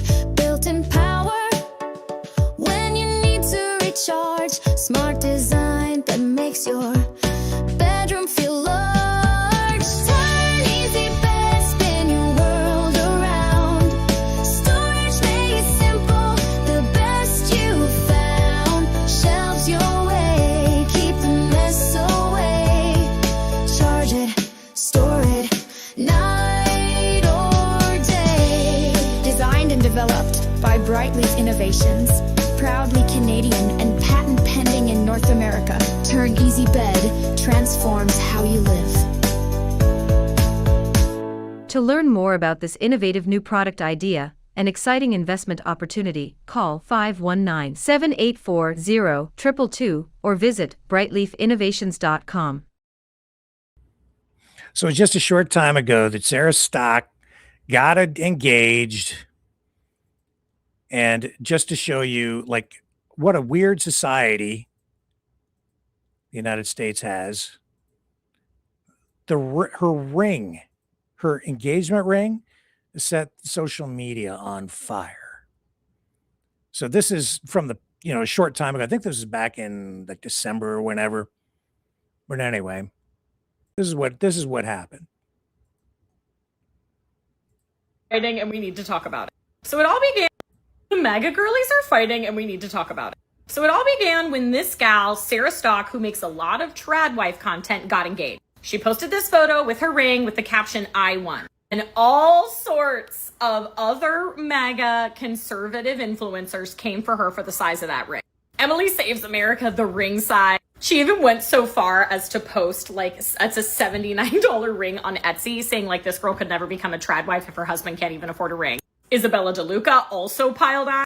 Then enter Morgan Ariel. She jumped in and accused Emily Saves America of being involved in a very lewd act in a hotel lobby with a man during a Turning Point USA event. This has not been substantiated. Emily Saves America fired back on all platforms, basically saying that, like, this girl makes a living talking about her. So their feud goes way back. Emily Saves America said Morgan Ariel was just mad because she's never on the mainstream networks, and then it exploded. Sarah Stock's like, well, wait a minute, this began being about me, so she got back involved, hurling all kinds of crazy accusations, everything from infidelity, they were attacking each other's kids. It got messy, y'all. And you know it's bad because Pearl even got involved. I love good old-fashioned drama, don't you? The MAGA girlies are... Yeah, this is like,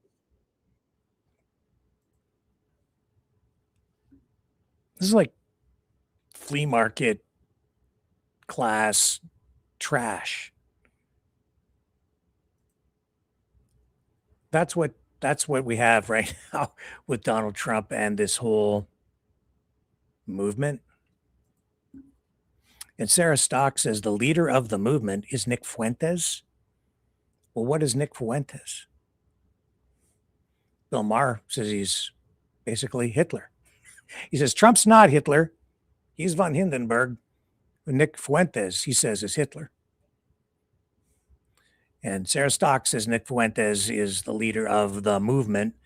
This kind of talk, I just say to you, this generation, this current crop of people, they haven't forgotten the past. They never learned about it, not properly.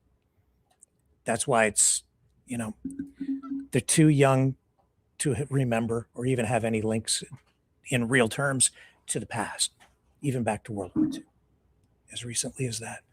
So we're in a heap of trouble. And that's, the ring size is the thing they're most concerned about. And all the gossip and the salacious sex scandals and the who's sleeping with who and the hypocrisy. And as a result of all that, we're seeing reports that Sarah Stock is now stepping away from politics forever, which I seriously doubt, after the Elijah Schaffer cheating scandal shatters her trad wife Catholic identity.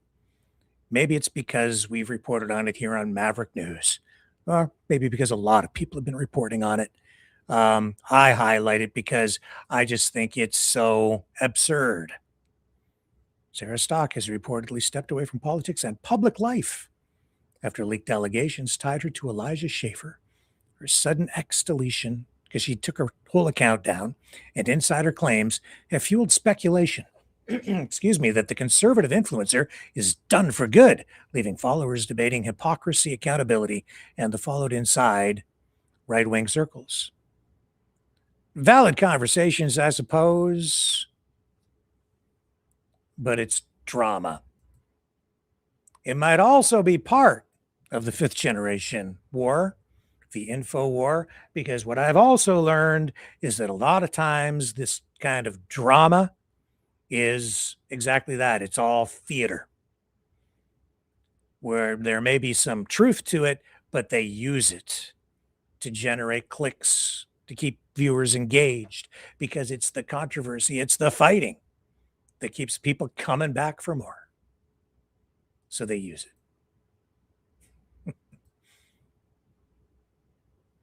And it goes all the way to the top.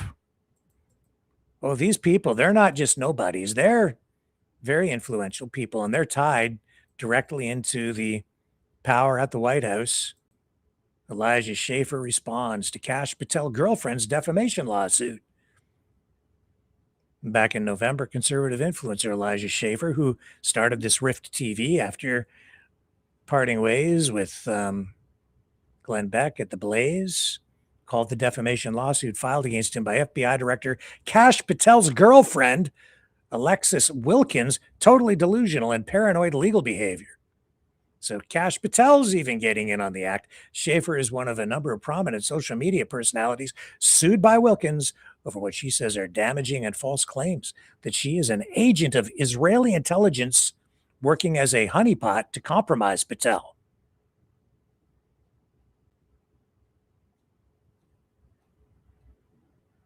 Well, it does get spicy, doesn't it?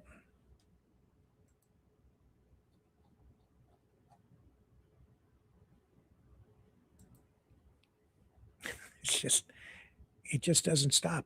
So back to a more serious side of all of this. You want to talk about fascism? You want to talk about authoritarianism? Back to Steve Bannon. Another post just within this past week, something that's actually concerning many, many people, is talk about using ICE as a force to surround polls in the upcoming midterms. Damn right. We're going to have ICE surround the polls come November. We're not going to sit here and you're damn right. We're going to have ICE surround the polls come November. We're not going to sit here and allow you to steal the country again. And you can whine and cry and throw your toys out of the pram all you want, but we will never again allow an election to be stolen. You're damn right. Could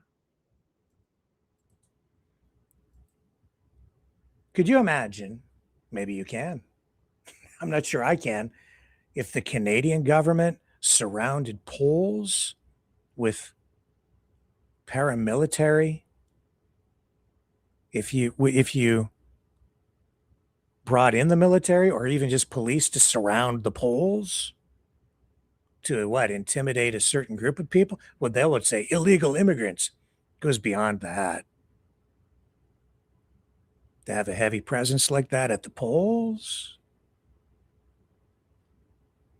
Who's stealing things? Who's rigging things at that point? You can assess for yourself, I guess. Me? I'm not comfortable with that. And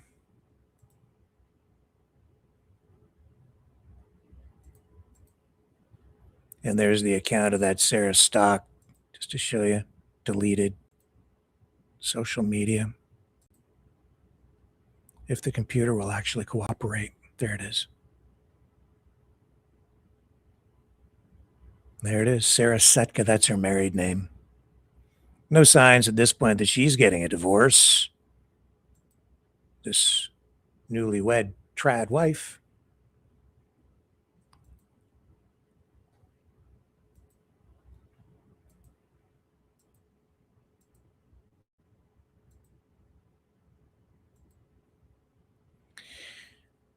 Okay. Got to let the computer catch up. So where do we go from here, folks, tonight? I still stand by my statement that Canada is not a fascist country. I think that's an insult largely to our veterans, those who came before us, those who fought against fascism, Nazism during World War II, those who have served our country, those who built the country.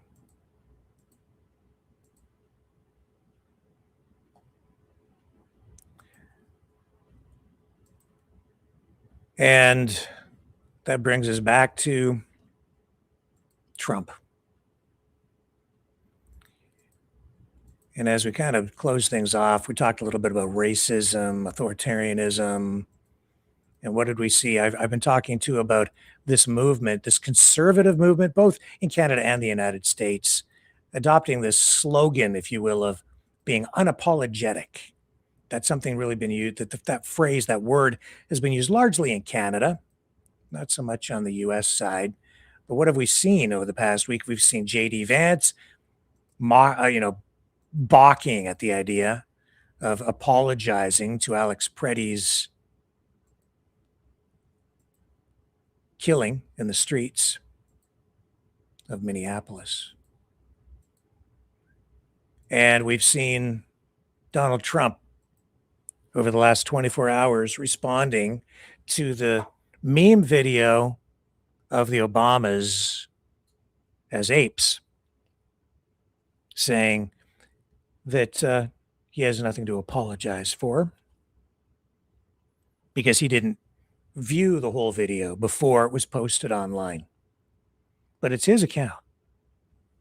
He's ultimately responsible for what goes up on the account. I can understand that he sees hundreds and even thousands of things, so he didn't watch the whole video. Nevertheless, the responsibility lies with him. The buck stops at the president's desk when the post is on the president's own social media account, on the president's own social media platform, Truth. Because the truth is he's responsible, but won't apologize. Now, he did ultimately come out and condemn it. And I have to point something out with regard to that. I've seen his response edited today, where he's asked if he condemns the depiction of the Obamas as apes in that social media post. And he says, yes, of course I do.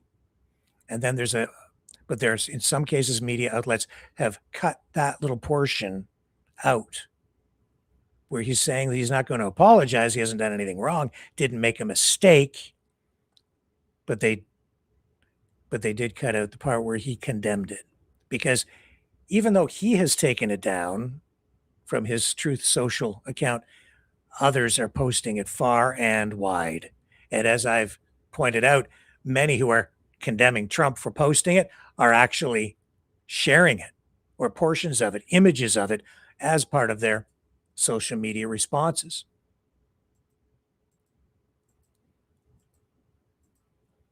So tonight, let me see if I've got, I think I do.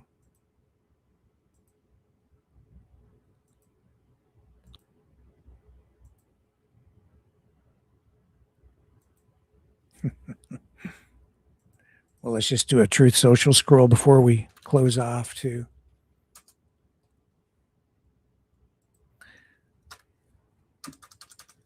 My question is, I created a video, a song, Orange Orangutan, and that depicts Donald Trump as an orangutan.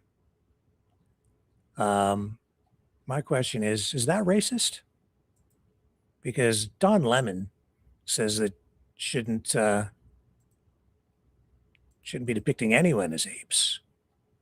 So then I was like, I don't know. I don't think that it was racist for me to create that song, Orange Orangutan, showing Donald Trump as an orangutan.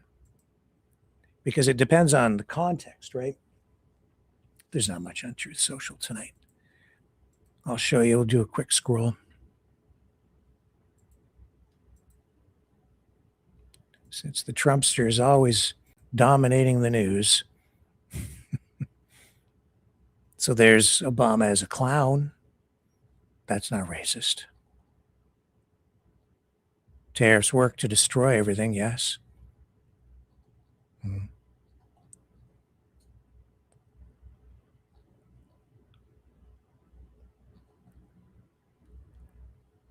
What else do we have on here? Why would I attack America? You already have Democrats for that. Deal maker in chief, MAGA. This is what I voted for. Yeah, he's breaking everything. You want to destroy? I don't think so. You don't want to break everything. You want to fix the broken things. That's not conservatism. Anyway, see, not a lot of new stuff.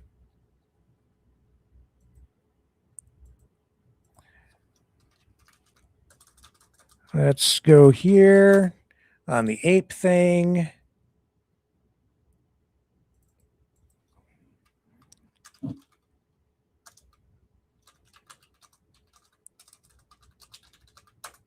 Bill Maher weighing in on this stuff.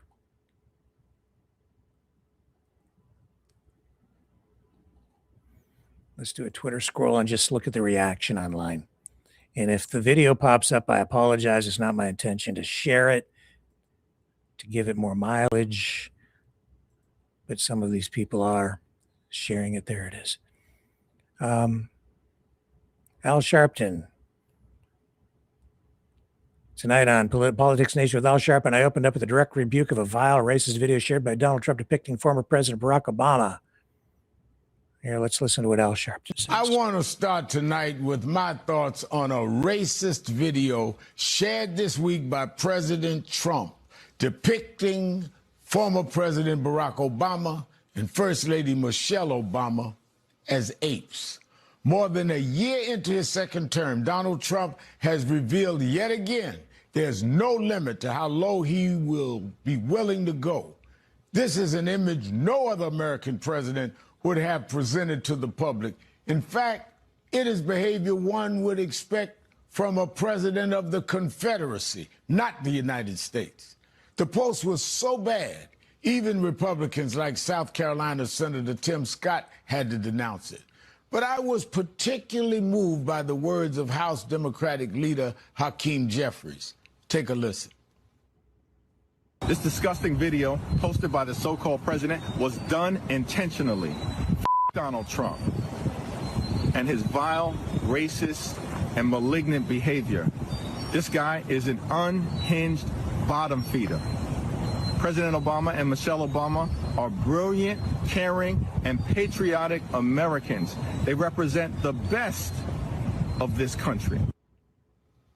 Trump's post, which has now been deleted, is especially appalling coming during the opening days of Black History Month, as his administration has gone out of its way to erase and belittle the contributions African Americans have made to the nation. It is increasingly ominous that Trump should be reaching for the oldest and most odious of racist tropes as he talks of nationalizing elections in American cities with large black populations. And it is insulting he would try and blame this pathetic post on a nameless staffer, even though it came in the late hours of the evening. If someone else is responsible for this video, they should be identified and held accountable. If Trump himself made the post, he should apologize to the Obamas and make amends. But I won't be holding my breath. I'm focused on delivering a strong rebuke to Trump's vile and racist conduct at the one place that will hurt him the most, the ballot box come November. And that's where we start Politics Nation this evening. Joining me now.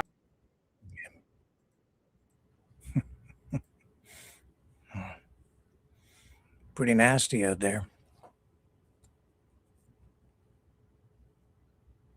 So, let's ask Grok a question to close things off tonight.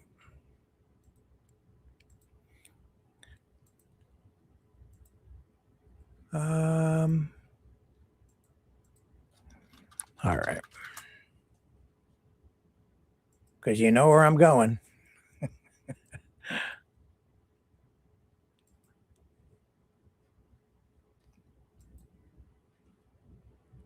Okay. I'll ask you guys, do you think the Orange Orangutan song is racist? And is it okay to run it? I'll ask you guys, you chime in the chat there. I'm looking. Can I run Orange Orangutan? Am I a racist for depicting Donald Trump as an orange orangutan? Let's ask Grok while you guys put your answers into the chat. There's a bit of a delay there. Not racist. Don't teach this. Funny as heck. Yeah, I don't think it's racist either. But you put your comments in there, and I'm going to ask Grok. I think Grok is actually fairly balanced and unbiased. Not all of the AI systems are, as I've been experimenting with a few of them. Hey, Grok, are you ready to rock? I have a super important question for you, my dude. Hell yeah, I'm locked, loaded, and ready to rock. Hit me with that super important question, my dude. Let's go. What's on your mind? Well, Grok, I made a music video about Donald Trump. It's called The Orange Orangutan. And it depicts the prez as a high swinging, heavy handed El Presidente who is orange. But I need to know, my dude, is it racist for me to have done this? Is it racist to show Trump in this way? Or is it fair political targeting?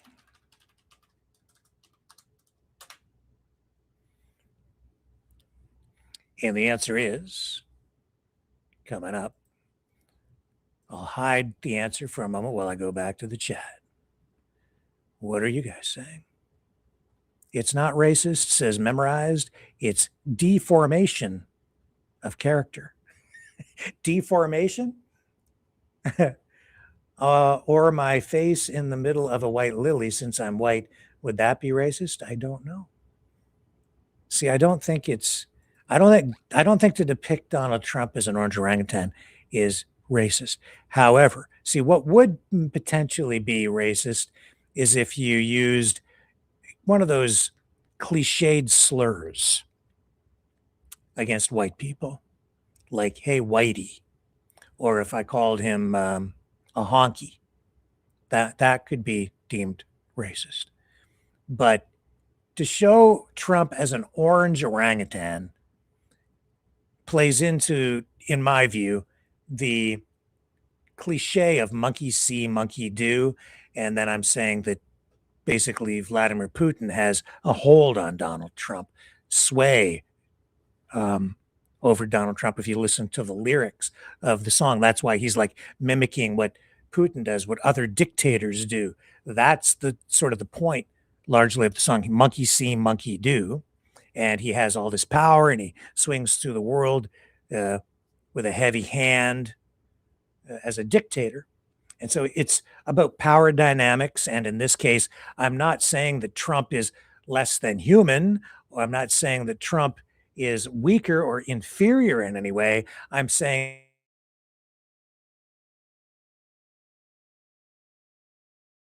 actually mimicking what other dictators are doing, and that he has so much power that he's actually dangerous. And so I'm mocking him because he's in a position of power. And I'm highlighting the political cliche that is out there that he is orange because, of course, he's either always tanned or he wears a lot of makeup that makes him often look tanned or orange on video. And so that's where the orange reference comes from. So these are references to political imagery and political satire. That's what this is. So I don't think that it is racist at all. And certainly because he's white, it's not normal or it's not a cliche to depict him as an ape or an orangutan, which or a monkey, which is something that was often done to black people in the past. And so that is something that has become known as a trope, a racist trope. And that's why it's racist to depict the Obamas as apes, because it's obviously playing right into that. It's a direct nod to that. And again, I think Trump does have responsibility here. He should have maybe not come out and said, well, I think he would get more mileage from voters largely if he would just come out and accept responsibility for things and just say, well, I'm sorry that this happened. I didn't intend for it to happen. It wasn't intentional on my part at all. I do apologize, and we've taken it down. To me, that's the right thing to do. But I also understand that in today's political environment, there is no forgiveness. And if you do apologize, it's like going to court. It's like, and then it becomes an admission of guilt. And then you get clipped and they use that against you. And so political discourse is largely not happening in a civil way anymore. And you can see that online in chat rooms across social media where everybody's attacking everyone all the time. Nobody's interested in having real conversations.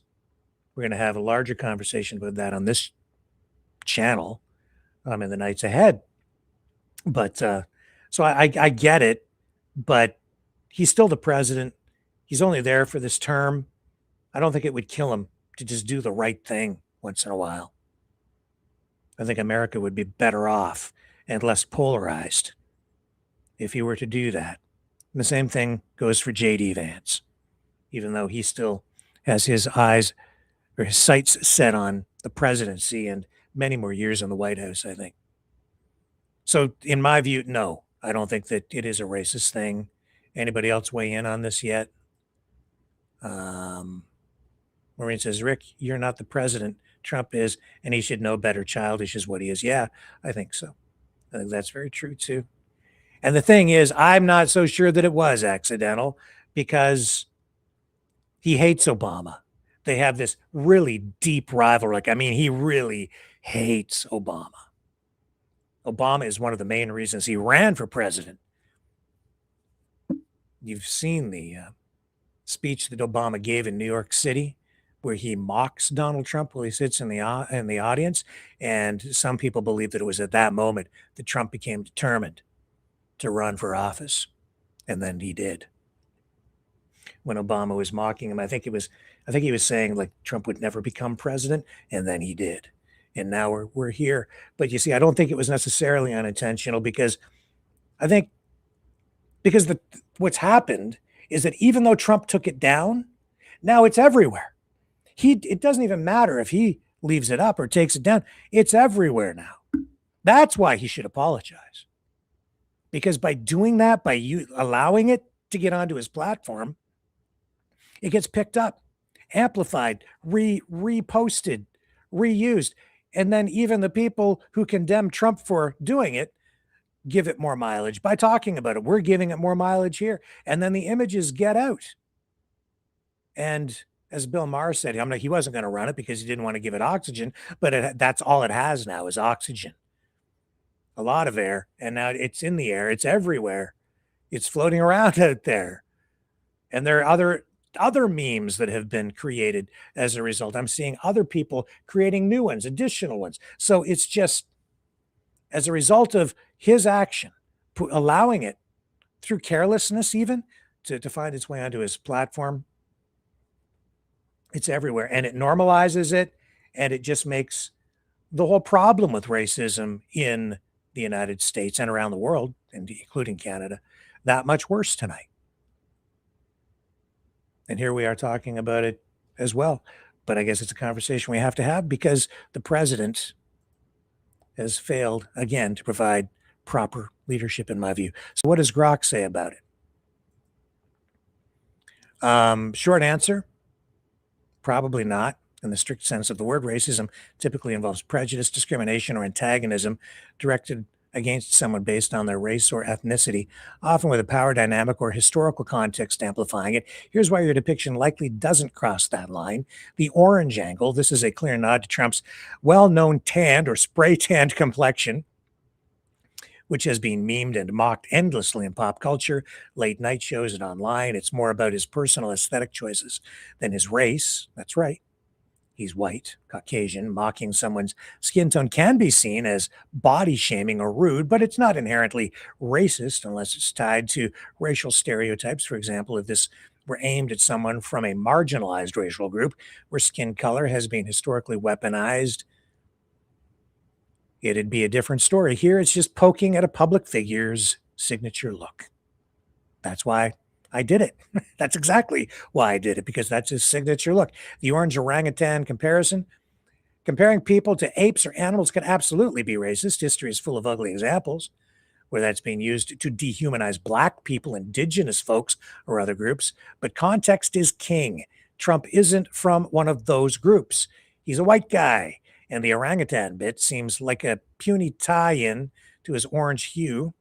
Orangutans have reddish-orange fur, plus maybe his bombastic style, high-swinging, heavy-handed. That's exactly right. That's why I did it.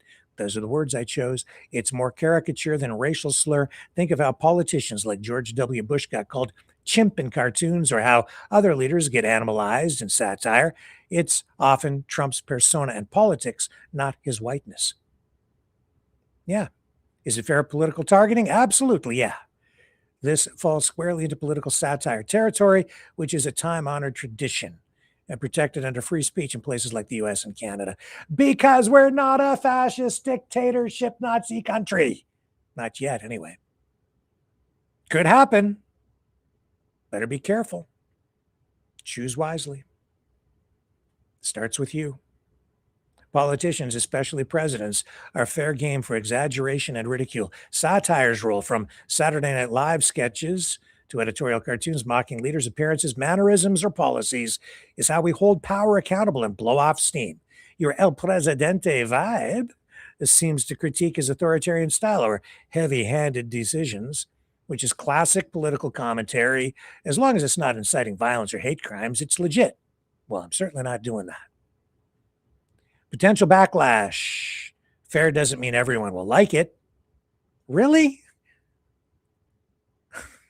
Trump fans might see it as mean-spirited or biased. I'm sure they will. And critics could argue it's lowbrow. Maybe a little. But he deserves it. That's his style. That's why it has that tone. In today's polarized world, anything Trump-related can spark debates about both sides or hypocrisy, like, is this different from how Obama or Biden get caricatured? But that's more about taste than racism. Ultimately, intent matters a lot here. If your goal was to lampoon Trump's policies, ego, or public image without dragging in racial undertones, you're probably in the clear. If it's just for laughs and vibes, rock on. Art's subjective. If you're worried about perceptions, maybe test it with diverse friends or rethink elements that could be misinterpreted either way. Props for creating something bold. Politics needs more creative chaos. What's the vibe of the video? Upbeat funk rap battle or what? It's just ultra orange, my dude. Oops.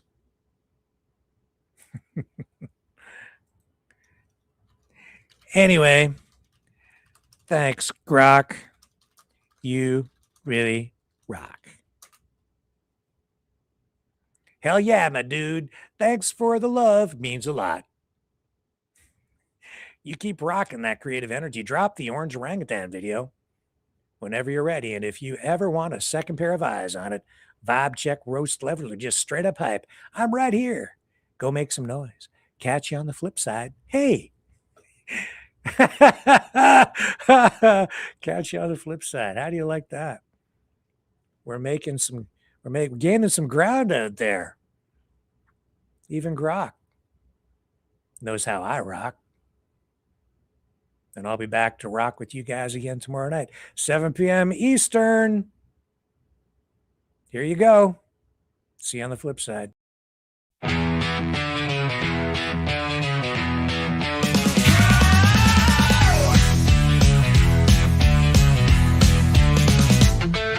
Monkey see, monkey do. Vladimir Putin's making a fool out of you. Once a deal maker, now just a shouter. Used to shake hands, now it's all about power. You turn your back on your friends and your allies too. You you betrayed the spirit of the red, white, and blue.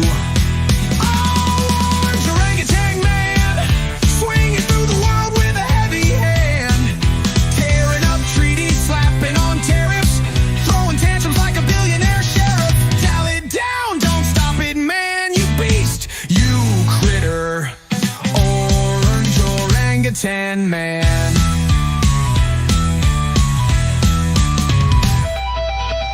Donald Trump 1.0 had a plan.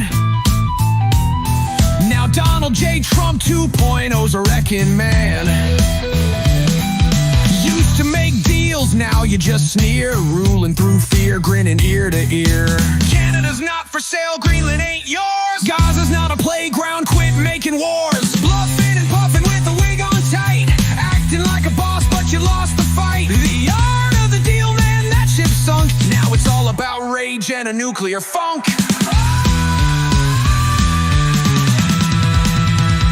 Orange orangutan man, swinging through the world with a heavy hand, tearing up treaties, slapping on tariffs, throwing tantrums like a billionaire sheriff. Dial it down, don't stop it, man, you beast, you critter. Orange orangutan man. You're fired. No, you're just bananas.